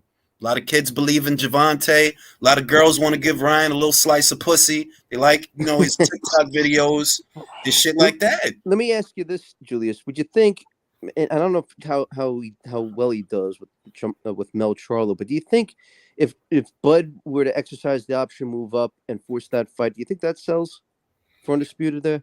To be honest, Crawford, to be honest, I think maybe you could do 250 with that. And I feel like I'm being generous. You could probably do 250 with that. But remember that if you do that, it's Showtime, which means the network, the cable and satellite company are probably going to get 30 to 40% of whatever it does. Most people don't understand that when ESPN does a pay-per-view, they get most of their money. What? No cable and satellite. They're their own distributor. No cable and satellite. DAZN is the same way. When they do a pay-per-view, they're not splitting it with the cable and satellite company. They are their own provider. You know what I mean? The same with Black Prime, believe it or not. There's no cable and satellite company. There is no cable and satellite company. You go to them, you pay them, most of the money gets seen, if people decide to buy it. Whereas if you do a fight like that, in all likelihood, it's going to be on Showtime. Cable and satellite company will likely take 30 to 40% of whatever comes in, which greatly affects the size of the pot. Fighters won't see that much money. If you're a Crawford, and you've been fighting for what, close to 20 years, if not 20 years, that's the type of shit that fucks with you. Me and Drew often talk about something called the Great Reset. What the Great Reset basically is that the next generation of fighters, you're going to have to make sacrifices, because the market value of a fight, that's what's going to dictate what you get paid, man. Not your ego, not what your manager said. No, it's a market value of the fight, because you want money that doesn't exist. And promoters ain't about to keep hemorrhaging money to finance your fucking ego. That's what Teofimo wanted. And we see what happened to him. You know what I mean? You waited too fucking long. Devin wasn't scared to go to Australia, but they told you in July, yo, you want to go to Australia and do it? It's money out there. What you say? No. Devin didn't have a problem. And the rest is history. The rest is history. That's why I get tight when he talks shit about Devin. Like, nah, son, you fucked up, bro. All right, you fucked up, bro. All right, Devin, he didn't mind going. Like, man, I'll fuck him up. America, Australia, let's get this money. That's how you supposed to be. Mars, Pluto, he don't give a shit. That's how you supposed to be. If you a competitor, like. Not to say that fighters shouldn't be business savvy, of course, but it's so much business shit that, like, fam, a lot of y'all stop being competitors. A lot of y'all stop wanting to punch the motherfucker in the face. Like, yo, remember, you here to punch him in the face, bro. Like, that's why we paying to watch. That's why we have all congregated to watch you punch this motherfucker in the face. Maybe you knock him out, but that's what we here to see. You need to focus on that. Be a competitor. If you good at that, you'll make money. Devin didn't give a fuck. Australia, whatever. Or I got to do it twice, whatever, bro. I'll beat his ass. Jules, this Like always reminds me of remember something. Teddy Atlas? Remember Teddy Atlas said that AJ was making way too much money. He done lost that fighting and all that other shit. Lock his ass up in a meat locker, 60 degrees. Make it cold. Make it not cold enough that he freezes to death, but cold enough that he uncomfortable. Lock his ass in a meat locker. You know what I'm saying? 3 hours out of every day. Motherfucking make that motherfucker punch big ass cows and shit like Rocky Balboa did. You're gonna be a fucking animal, bro. You know what I'm saying? Motherfucker. It was about that businessman talk. He was saying, like, this always reminds me of something that Dana White once says. He says, "You'd always laugh when a fighter says that they're a businessman. No, you're not. You're a fighter." Yeah. You know what I No, mean? it's the truth though. Like, look at how many. Look, from 20, I'm gonna say that the year of 2021 exposed who the business guys are not. But I'm gonna say from 2016 to the pandemic, you had all kinds of guys saying, "I'm a business guy. I'm a business. I'm my own boy." Like the Charlos was saying that, so that when Eddie talked to him, you say you your own boss. I got an offer for you. I'm not a matchmaker. I don't promote shows. Call out. Cut the Al. Didn't Eddie go on? Thank you, Al Heyman. Didn't Eddie go on Jamal's live on Instagram? Yeah, because where he said. That's where he said that he's like, I'm not a fucking matchmaker. I don't make fight. Like, but you said you're your own boss. You said that. Lions Only Promotions, remember? So what is that then? If you're not making your own fights, and brokering your own deals, you not no fucking promoter, bro. Simple. Lions Only a subsidiary of PBC. You have a subsidiary, a dumbing company, so that Al can get a percentage of that too. And you probably don't know it, but that's what's going on. Said he got wild. That's Go smoke up everybody's ass, man. That's what they were doing, man. I've been said that's what he do. Like, yo, he tell everybody the same thing. You see what I did for Floyd, right? Like, you didn't do shit for Floyd, bro. Floyd did Floyd. Floyd made Floyd. Let's get that. Really, Roger and Senior, they made Floyd. He's a generational talent. He was going to do what he's going to do irrespective of you. You bumped into a finished product that was already a complete fighter. By the time Al come into it, he was already a complete fighter. You didn't groom him. He was already Floyd. You didn't make him another Hove. Basically, make another Hove. Julius, I have to ask you this question. I have to ask you because I was watching your video about Jermall Charlo and Bebo and talking to each other, and Jermall Charlo offered him a fight, and I was sitting there cringing the fuck out. I was thinking to myself, dude, don't you have any guy that speak to you that advise you? Supposedly you have an advisor in the name of Al Heyman saying to you, don't talk to anybody. Don't talk in front of a camera because you cannot talk. You cannot. I think he was drunk. He was drunk. He was drunk. Well, Lee was onto something though. It's like what these fighters have is a huge PR problem, bro. They need PR people to handle this shit. Yeah, he was because when you see him at Fight Hub later, right? Because I put the two videos together, the one where he's talking to B-Vol, and then the video after the fact when he was going to the parking lot to get into his car, whatever he was doing. He was saucy, and it's like just off of that, if you're that inebriated in public and you're a fighter, look, it just tells me what I need to know to like, dog, like you not. He said, yo, let's fight not really a 168 and 160. Yo, you know what else though? Jamal, I think Jamal was in a live, right? And he said he was sponsored by Balenciaga, bro. And they in hot water for that shit. Sponsored by who? Balenciaga. The child's fucking predators. That's like I said, they need PR people, bro. Listen, not to be on no spooky shit. Somebody broke it down. Ball, Ale, and you break it when you break down the syllables and take them apart. That shit is some old satanic shit, yo. On some real shit. Like I seen somebody break it down, and it's like, yo, Ball, Balenciaga. When you break it apart, is ball is king in a different language. It's like balls deep. Balls deep. Yo, it's going down. Aaron S. Baker said, I would like to call this guy out on his foolishness. UFC's highest pay-per-view this year was 600,000 and 3 others did 400,000. Adesanya does not do no 1.7 million pay-per-view buys. What's he talking about? Somebody said that I think he talking about when we was talking about the pay-per-view buys. He's like I think he was talking about the UFC pay-per-view buys.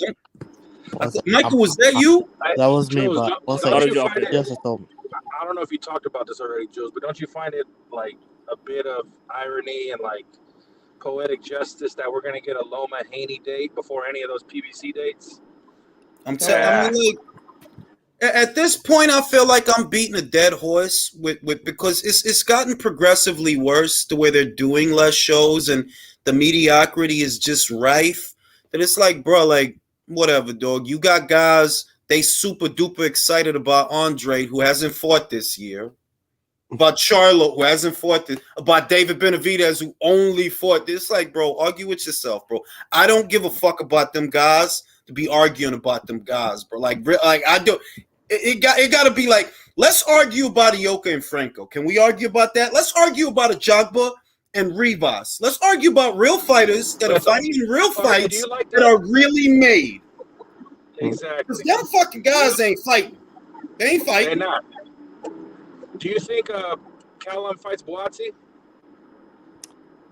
It might. I mean, it might. You know what the shit is? I did a video about it. That's what the next relay is about. After I'm done with this live, I'm going to upload it. So I don't really want to fuck with that. But it's just... I forgot who said it. It's Ernie. Shout out to Ernie. I think it was Ernie that said it on Twitter, and Ernie that be on the chats on Friday. Y'all know him, but Ernie said it. He posted about it. They're like, yo, motherfuckers stay complaining about, motherfuckers stay talking about some shit that ain't finna happen, and it's like, yeah, like, bro, I don't want to keep talking about Charlo, but like, bro, you didn't fight at all this year. Why the fuck would I be talking about you then? Andre didn't fight at all. Benavidez, you fought, but who gave a fuck? It was Lemieux, bro. It was fucking Lemieux. They offered you Gongora. Lou DiBella said it. Yo, I'm cool with Samson. I offered him Gongora, but, they didn't want to do that. Hey, bro, like, I don't need to be fucking talking about your showcase fights. Like, fuck out my face. Be like, I don't care about none of that shit. What I know, Ioka about to unify with motherfucking Franco. That's what I know. He knew he about to fight for undisputed. Chocolatito and Estrada, they about to run it back for the 3rd time. That's what I know. A Jogba who I fuck with. I watch, even though he lost to Frankie saying, I don't care. I'll watch any Jogba fight. Bro, he about to fight Oscar Rivas. That's going to be a good ass fight. Oscar Rivas, bro. Devin about to get it on with Loma. Devin about to get it on with Loma. those is the conversations that I wanted. I don't want to talk about these fucking quasi-retired ass motherfuckers. We got Teofimo fighting next week. Xander's against Sandor Martin. Teofimo. It's good fights. Because he is a Teofimo. But really though, these are good fights, man. Yeah, they're good fights. And they're intriguing fights that it's like, look, you a boxing fan, right? You like intriguing fights? Those are intriguing fights. We got BLK Prime next week. Got Black Prime next week, bro. That's not. You know what though? That fucking ESPN card is too fucking good. Like fuck. Which one? It's got all the young guns on there, Jules. I'm caught. Listen, I'm caught between supporting Bud, and I'm caught between my principles and my fandom because I like the Top Rank card. Like, just not no bullshit. I like the card, and I'm like, even if I buy Bud's fight, I'm not gonna be paying attention. Shit, I'm gonna try to watch them both. If I got my eyes, I know where my eyes is gonna be because I want to see if Teofimo lose. Jules, can you go around the panel quick? You see how many people want Teo to lose? I might have to do a poll. Like, if it's like, remember last time when we was all live and he got dropped, bro, that was crazy, bro. we were fucking nuts, man. I'm trying like. That's where my like on guard, like no bullshit. It's not even like I don't care about the price because I think Crawford's fight is only like $40, but it's like if reasonable. So I think because fucking Alexis Rumbero bought it. Shout out to Alexis. He bought it and he posted the receipt, and it was only $40. So it's like it's not the price. It's that I'm gonna buy it. And then I'm not gonna watch it because I'm gonna end up waiting to see what happened to Teofimo. Like, yeah, you about to lose, ain't you? You know what I mean? And top to bottom, that whole card is gonna command my attention. The whole card's good. That's why I'm like, I want to buy it just because I want to support Bud, but I'm like, damn. And BLK's card is not that good. That's why the price point is not worth it. You know what though? I do gotta buy it because I gotta see AB special announcement though, so I do gotta buy it. Oh, who cares, man? Bro, I hope they don't get it. Man. I hope they put him in El Regis. That'll be funny. Nah, they better not. That'll be funny. Bro, what did AB ever do to you, AJ? What did AB do to you, bro? Why do you want to do that to him? I want to feed, bro. This is what I want. I want Regis to go to Top Rank and punch Teofimo right in his fucking shit. That's what I want. I want that. So you know what I would like though? I would like Broner versus Chone. That'd be a fun fight. I mean, look, Broner has a 3-fight deal worth $10 million that kicks off in February. So, one, what weight is he gonna fight?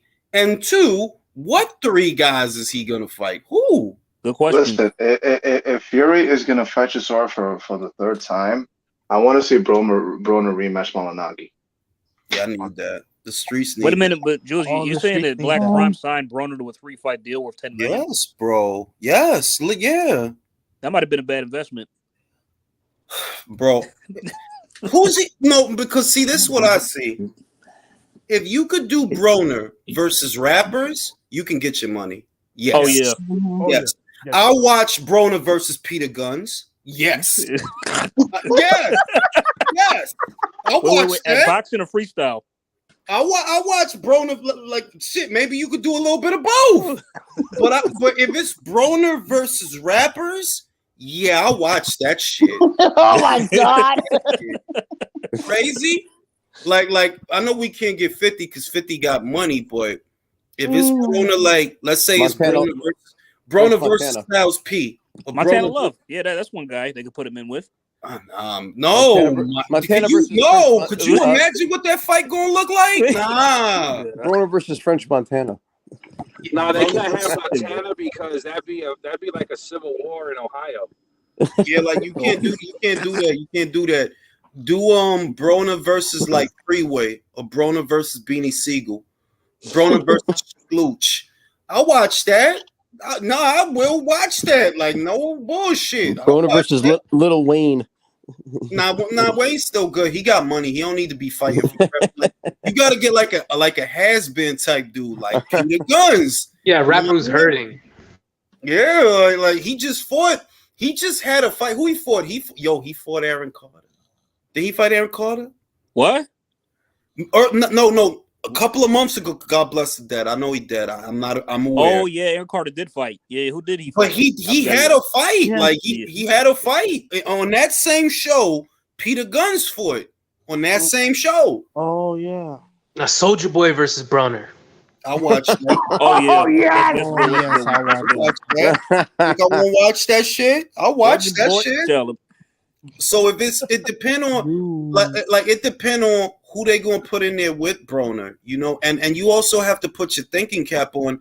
They can only get guys that are out of contract, you know. They can't, you know. So we're not looking at Broner versus interesting guys. It's just whoever's free that isn't under contract. Ivan Redcatch. Tank. Oh God. Come on, bro. He ain't gonna fight Tank, bro. Come on. It most likely would be Ivan Redcatch, though. It might have to be Probellum guys. Huh? Redcat shamed himself last time. I don't want to see him back in the ring. Nobody want to put him on TV. Yeah, but does anybody want to see AB anymore? Like, why are we even talking about AB? Not really. I don't. Yeah. I don't care about this. No, I'll tell you what. And this is no cap. If it was AB versus Matias, yes, I would watch. Why are you trying to do that to me? That's the execution, bro. We need help, Jules. I'm just telling you, if they did that, I don't think it'll ever happen.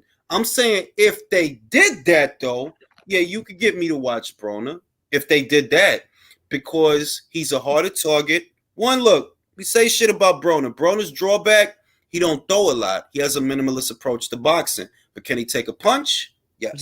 He knows how to survive well. Yes, he does too, yeah. Does he have defense? Yes. It's the reason Broner fights kind of suck is because he don't throw. But does he have defense to offset Matias's work rate? Yeah, he has that. Can he take a punch? Yeah, he can. He ain't never been knocked out. He kind of like old man's his way through fights a bit. You know what I mean? To survive. Yeah. So it's the dichotomy of it would be enough for me to say, yeah, I'll watch that. But it got to be you versus a real guy though, and he not trying to fight no. Remember, Prograis went over there for him. He went up in the pandemic when Prograis was at PBC for 10 seconds. It was because he was trying to get a Broner fight, and Broner said it. He not trying to do that. You know, you gonna say it in a certain way but he said he not trying to do that. So it's like, I'm out of here. Then what the fuck, y'all don't have nothing. Broner fights now like an old man that just fucks a missionary. That's all he got for us.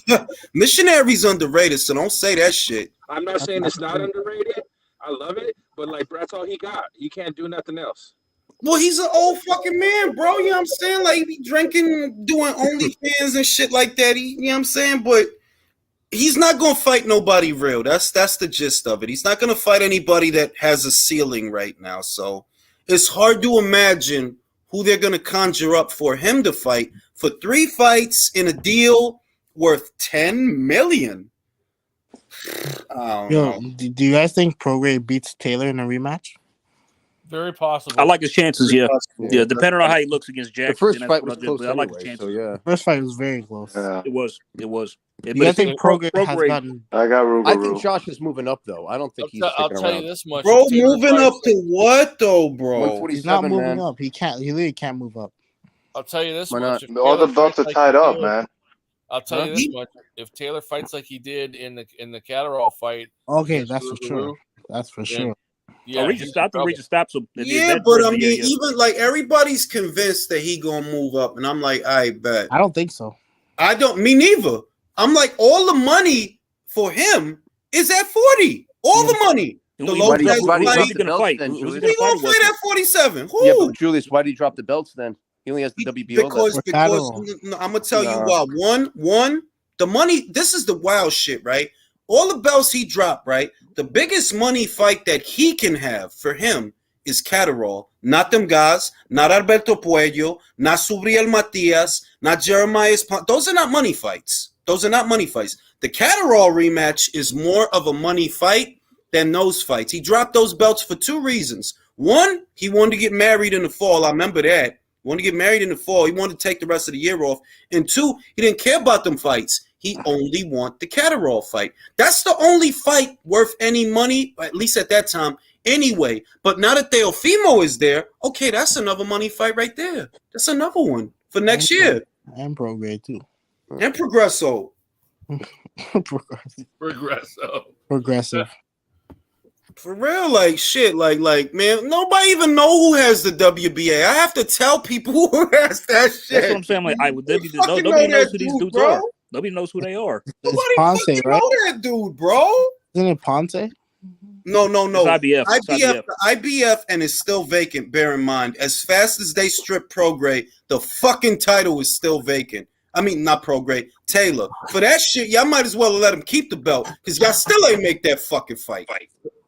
But anyway, Dominican guy has the WBA, bro. Nobody even knows who that man is, bro. Nobody know Alberto. God bless him. I'm not saying he can't fight. I'm just saying nobody knows who this man is. But if I don't say his name, motherfuckers won't know who the WBA champ is. Did they just elevate him, or did he fight for it? The title got vacated, and he fought. Who did he fight for the belt? Who did he fight for the belt? Because it was vacant. Well, I even know the guy he fought. Bro, he fucking did something, and he got the fucking belt, bro. And he has it now. Nobody knows who the fuck he is, bro. You know what they should do? Ryan Garcia versus Alberto Puello. Why not? Why not? So that way the tank. Why fight, the fuck not? I can go for that. I'd go for that. I like that fight. Ryan need to fight for a belt. TikTok ass. Need to fight for a belt. Fuck him. Michael says White will bring AJ Mojo back. He gets AJ mad. Jules. He fought back there, Akhmedov. That's what he fought. So Puello fought a guy named Akhmedov, and he got 9 wins. I'll tell you what, Akhmedov is the guy that Barrios got a gift against. Yep, that's him. That's him. That he really beat Barrios, but they gave Barrios the gift. That's who Akhmedov is, but who gives a fuck? Not me. Nobody know that dude, bro. Nobody know that dude, bro. I'm not saying that makes him a bad fighter. I'm saying that if you're Josh Taylor, there's no value in a Puello fight. And there's no, even though I love those fights, like I would have liked to have seen those fights, but from where he is sitting, is he going to go through a rigorous camp for Alberto Puello? No. Fuck out of here, bro. All the money for him is in the UK in that Jack Catterall fight. Yep. And that's a good fight, too, because I think he going... But that was controversial. Well, that's because it was a controversial fight. So there was... Exactly. So I think... Go ahead. Yeah. No, I'm still thinking he is going to move up after win or lose after the Catterall. I don't, look, he has the chance to fight Lopez, and Lopez is saying he has to, because Josh Taylor can't come in America. MTK, Daniel Kinahan, yada, yada, yada, right? Mm-hmm. 600 people on the ban list. Lopez is saying, yeah, we willing to go to the UK. If Taylor were to move up, hypothetically, who is he going to fight? Now, if Martin, there's guys up there that he can fight. Could he target Terrence? He can tell me who, bro. Who can he fight? But he's got the WBO, right? So he can exercise the option. Who has the WBO? Could he target Bud? Could he target Bud, or does he have to wait? He could target Bud, right? I mean, he could. I guess. Unless Bud moves up. Does he have WBO super status? That's the thing. Does he? I don't know that he does. I don't know that he asked for it, bro. I mean, do you have to ask for it, or do they just automatically do it? I thought they automatically had it. I thought that's what Andre did, right? No, my understanding is this. You can petition for it after you become undisputed. You can petition for it. I don't know if he petitioned for it. I'm not saying that he didn't. I'm just saying that I don't know. Maybe he can. Maybe he can. But I don't know. I would hope. But I'm like, bro, is there money in a Crawford fight for Taylor? Is there money? What gets you more money and what's more winnable? Crawford or Teo? Teo. I would love to see him punch Teo in the fucking face. Me too. Fucking love that, bro. You crazy? Just imagine a press conference, y'all, in that fight. Go ahead and talk that. You talked a lot of. I'm telling. Don't talk. If Josh wins, I'm just saying. If Josh wins, and I'm picking him to win the Cataract rematch. If he wins the Cadillac rematch, don't talk shit to him, Teofimo. He'll smack the fucking shit out of you before y'all get to fight. Yes, he will. Yes, What he is will. it? He already Here's said he'd another do that. wild card, though. Here's another wild card. Do you think instead Teo doesn't fight Josh, he fights Devin instead? That might be more likely than him fighting Josh. I don't know, because Devin is tied up. Remember that Devin is about to fight Lomachenko. He tied up, so This is the last but fight. that's This is the one last fight on his fight. Yeah, contract. but This is the last fight on his contract too. That's one fight, though. So let's say, regardless what happens with Loma, you know that Devin's getting too big for 135. I think he's on his way to 140. So I mean, he might be, but look at it this way. There's two ways. If he beats Lomachenko, then I could see him moving up right after that. I could see that if he wins. But if he loses, I don't know. Could there be a second fight?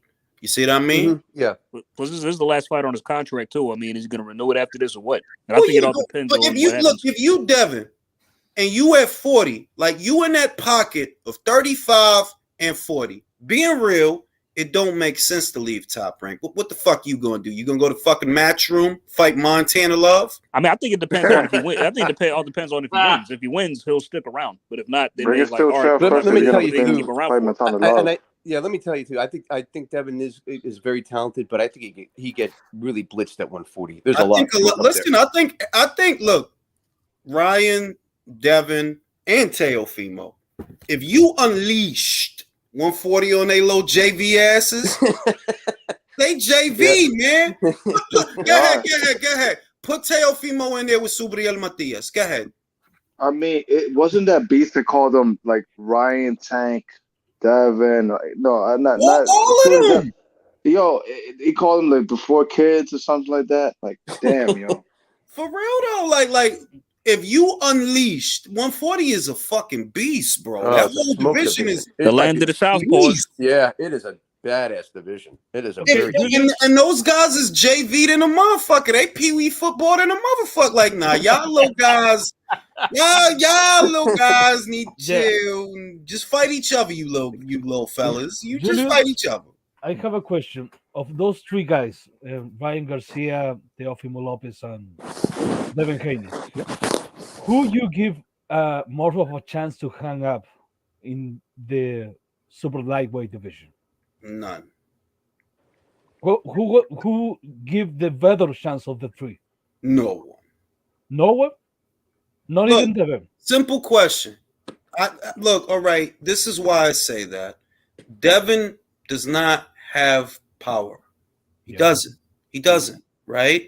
So if I put him in there with Matias, how do you stop him from coming forward? How do you stop him?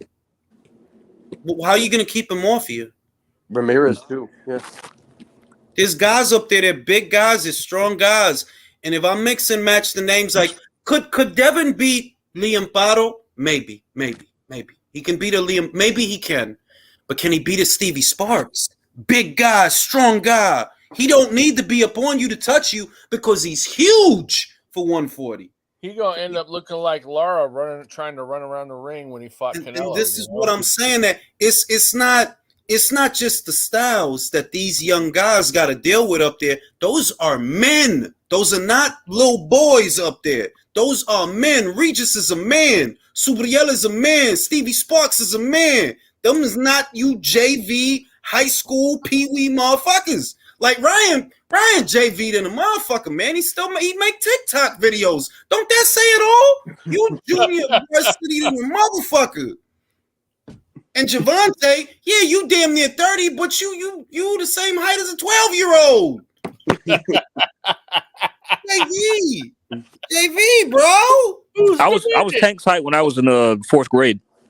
You know what I'm saying? Imagine, come on, like motherfuckers want to believe the magic. Like, bro, I'm telling you, Tank versus Pro Grade. Tank don't have nothing for him, bro. He's a southpaw, you're a southpaw. You hit a little bit hard. He hit for real hard, bro. Like, for real hard, bro. He hit for real hard. You don't have nothing for nobody like that. Obviously, that fight will never happen. Why? Motherfuckers know. The matchmakers know. I ain't gonna put him in there with no fucking Pro Grade. Cormier already called him out SB. after Barrios, remember? And we didn't hear back from Tank after that, so that tells you all you need to know there. Yeah, like they ain't gonna make no fucking fight. Like, or it's murderers up there, bro. Matias has a body on his record.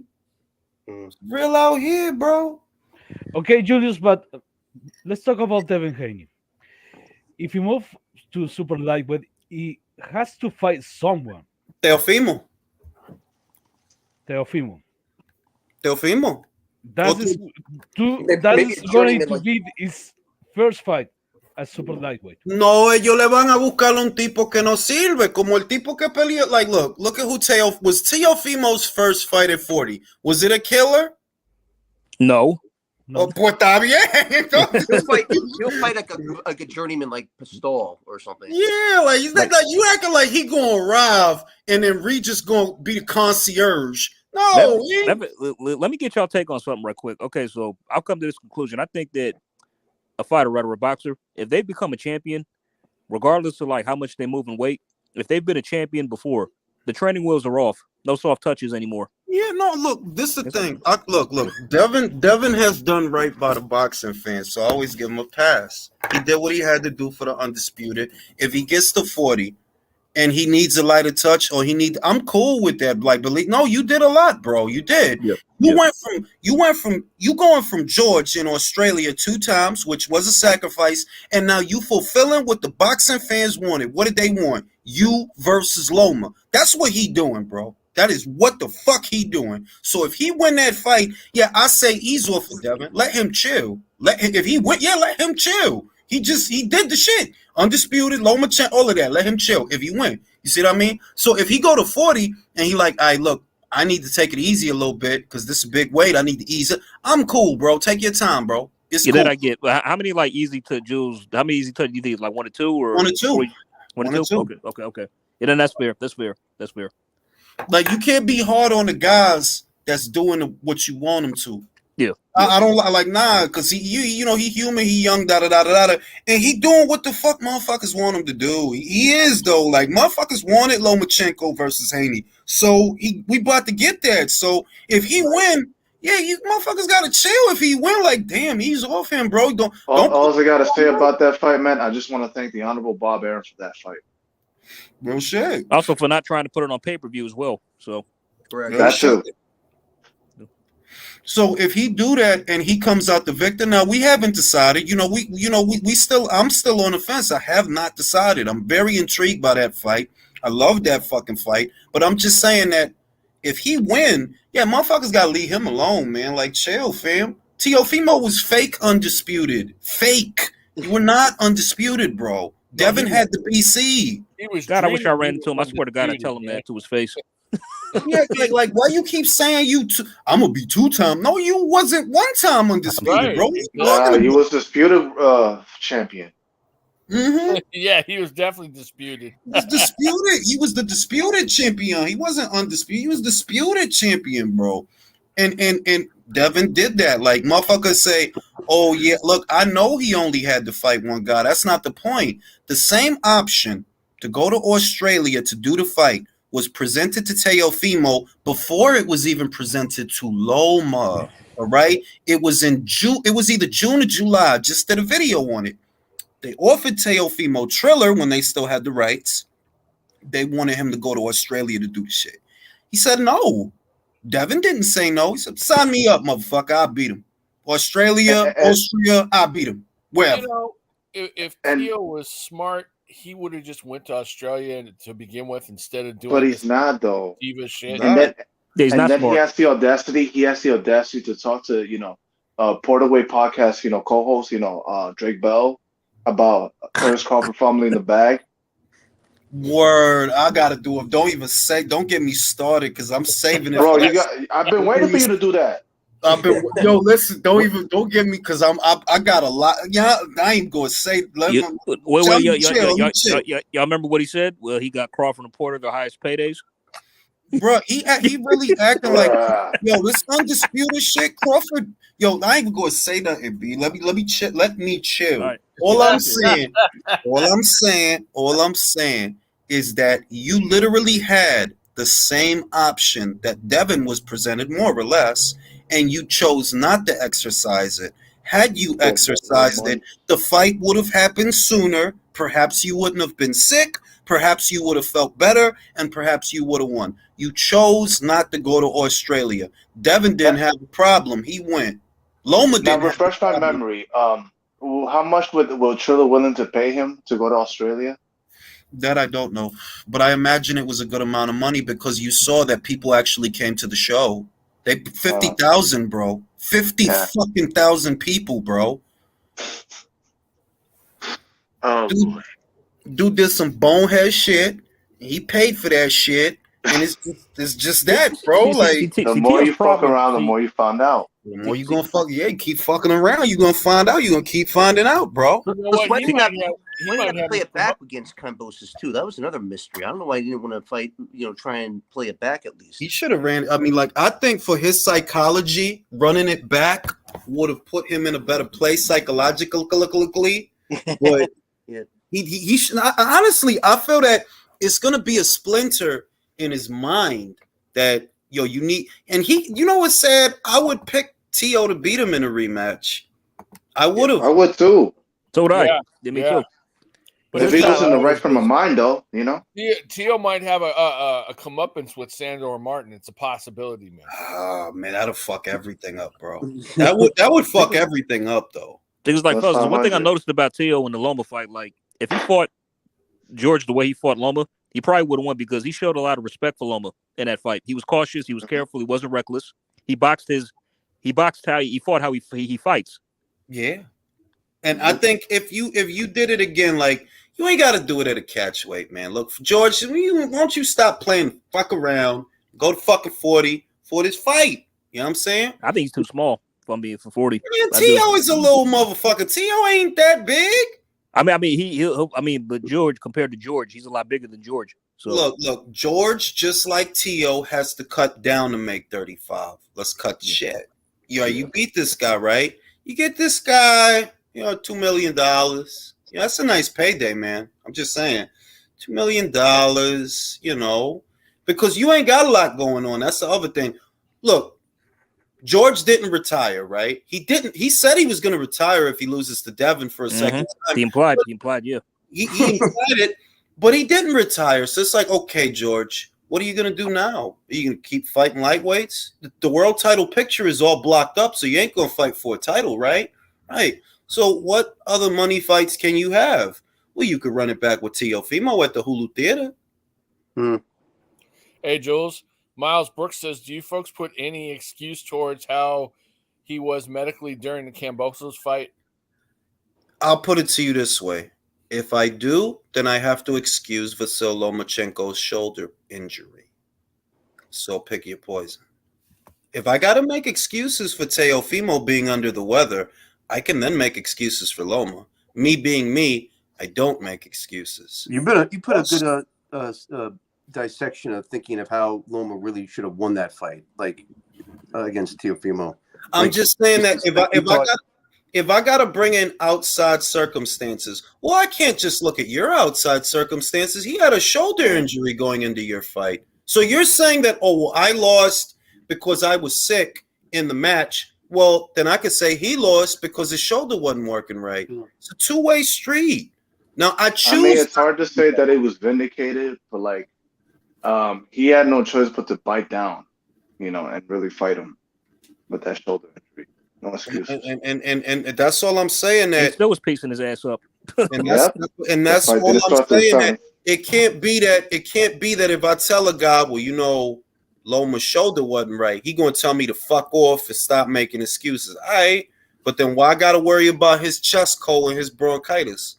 Ain't nobody told him to tell that big ass man to punch him in his chest. That's his fucking fault.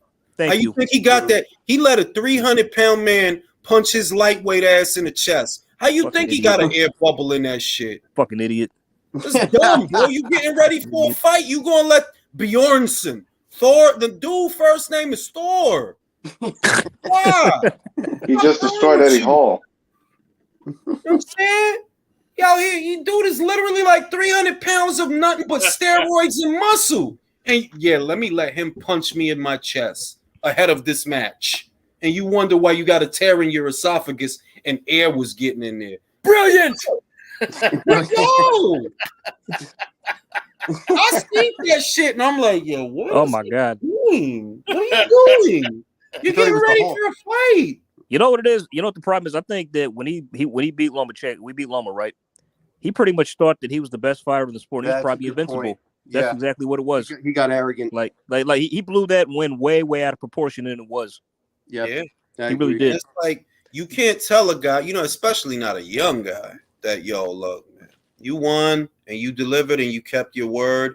You said you would beat him and you beat him, but his shoulder was hurt. Right? You can't tell him that. He's not going to hear that. But underneath it all, he knew that because they offered you more money to fight him for a second time. And you didn't want to do it. Right? Why would motherfuckers don't think about shit? If I beat you, right, and in here I'm good, and here I'm good, bro. See, Devin is my example yet again. My man Devin. They told him, yo, if you fight this guy and you beat him, you got to fight. I'm good, B. I'll fight him twice. I don't give a shit. And he did. He did, and he beat him, right? Now, Tio, they came back to you. They say, yo, you want to run it back with him? Fight him again? We'll give you more money. All you got to do is what you did the first time. You beat him, right? Yeah, you beat him. So do it again, but for more money. No rematch. He didn't offer me a rematch, Cliff.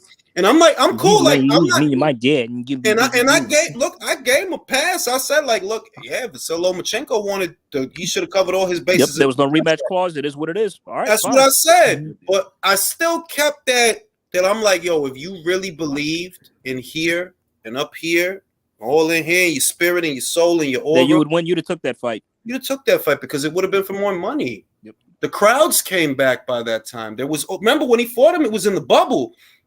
By the time they offered him that shit, the crowds came back. You could actually have a gate. You could do it regular now. All right, bro. Go fight. But I know why. And just like we were picking Teo to beat Georgia rematch, Loma would have beat Teo in a rematch. I know. Oh yeah, that's how I feel. That is how I feel. That's indication. I think he'll beat him now. So do I. Me too. So I didn't like how Loma looked in his last fight. I didn't like how he looked there. I didn't like how, but I expect. I'm not bullshitting you. Go back. I said this is gonna be hard. You did. But you did. This is what he needs. You don't need a guy. You need the work. You need the rounds. You don't need a guy taking it easy on you. You don't need that. You need to get sharp again. You need to sharpen the tools again. That's what you need. The same way that Valine scared the shit out of Fury ahead of the third Wilder fight, you needed that shit to scare the shit out of you. That's why he sacked Ben Davidson and got Sugar Hill. Yeah, that's right. I was just saying that. Never underestimate getting a new trainer that can be effective because I think you know what I'm saying. So Fury was supersized by getting Sugar Hill. So I'm cool. I said that, and the other thing is that Jermaine is not a bad fighter. If you look, I watched him ahead of. I'm like, yo, Loma gonna have to work. This kid he got good feet. He quick. He turn. He switch it. He taller than Loma, younger than Loma, probably stronger. He gonna have to work. And I don't know about y'all, but I could really go for a Jermaine Ortiz and Shakur fight at 135.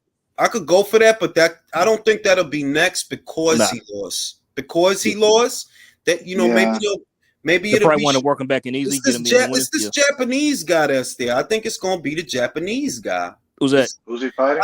I gotta look up his fucking name, man. It's this unbeaten Japanese guy that's there in the ranks, and I think it's gonna be him. He's 135. He's a lightweight. Okay. 135. He a lightweight. And I think it's gonna be him because it make the most sense. He's an unbeaten guy. Top rank guy. Matter of fact, did he just beat what's his face Nakatani on the undercard of I think that's him. Is that the guy? Oh. That guy. Yeah. He stopped Nakatani in 6 rounds. I'm like, oh shit, this dude. Who is this guy? Yeah, that's not bad. That's not Nakatani, big motherfucker. He is. And Lopez didn't knock him out either. Loma. But you know what the shit is? Lopez did low-key ruin him because his orbital bone was broken and shit. Like, motherfuckers didn't realize that at the time because, that motherfucker don't speak English. But, Lopez broke his orbital bone. Broke that shit, yo. Fucked up his eyeball. On that note, gentlemen, I'm going to go to sleep. Well, I'm going to upload this episode of The Relay. I will catch y'all on Saturday for Chocolatito versus Estrada. Jules, one more thing before you go. All right. Is Ben Davison a great trainer? Oh, you don't get the fuck on my face that shit.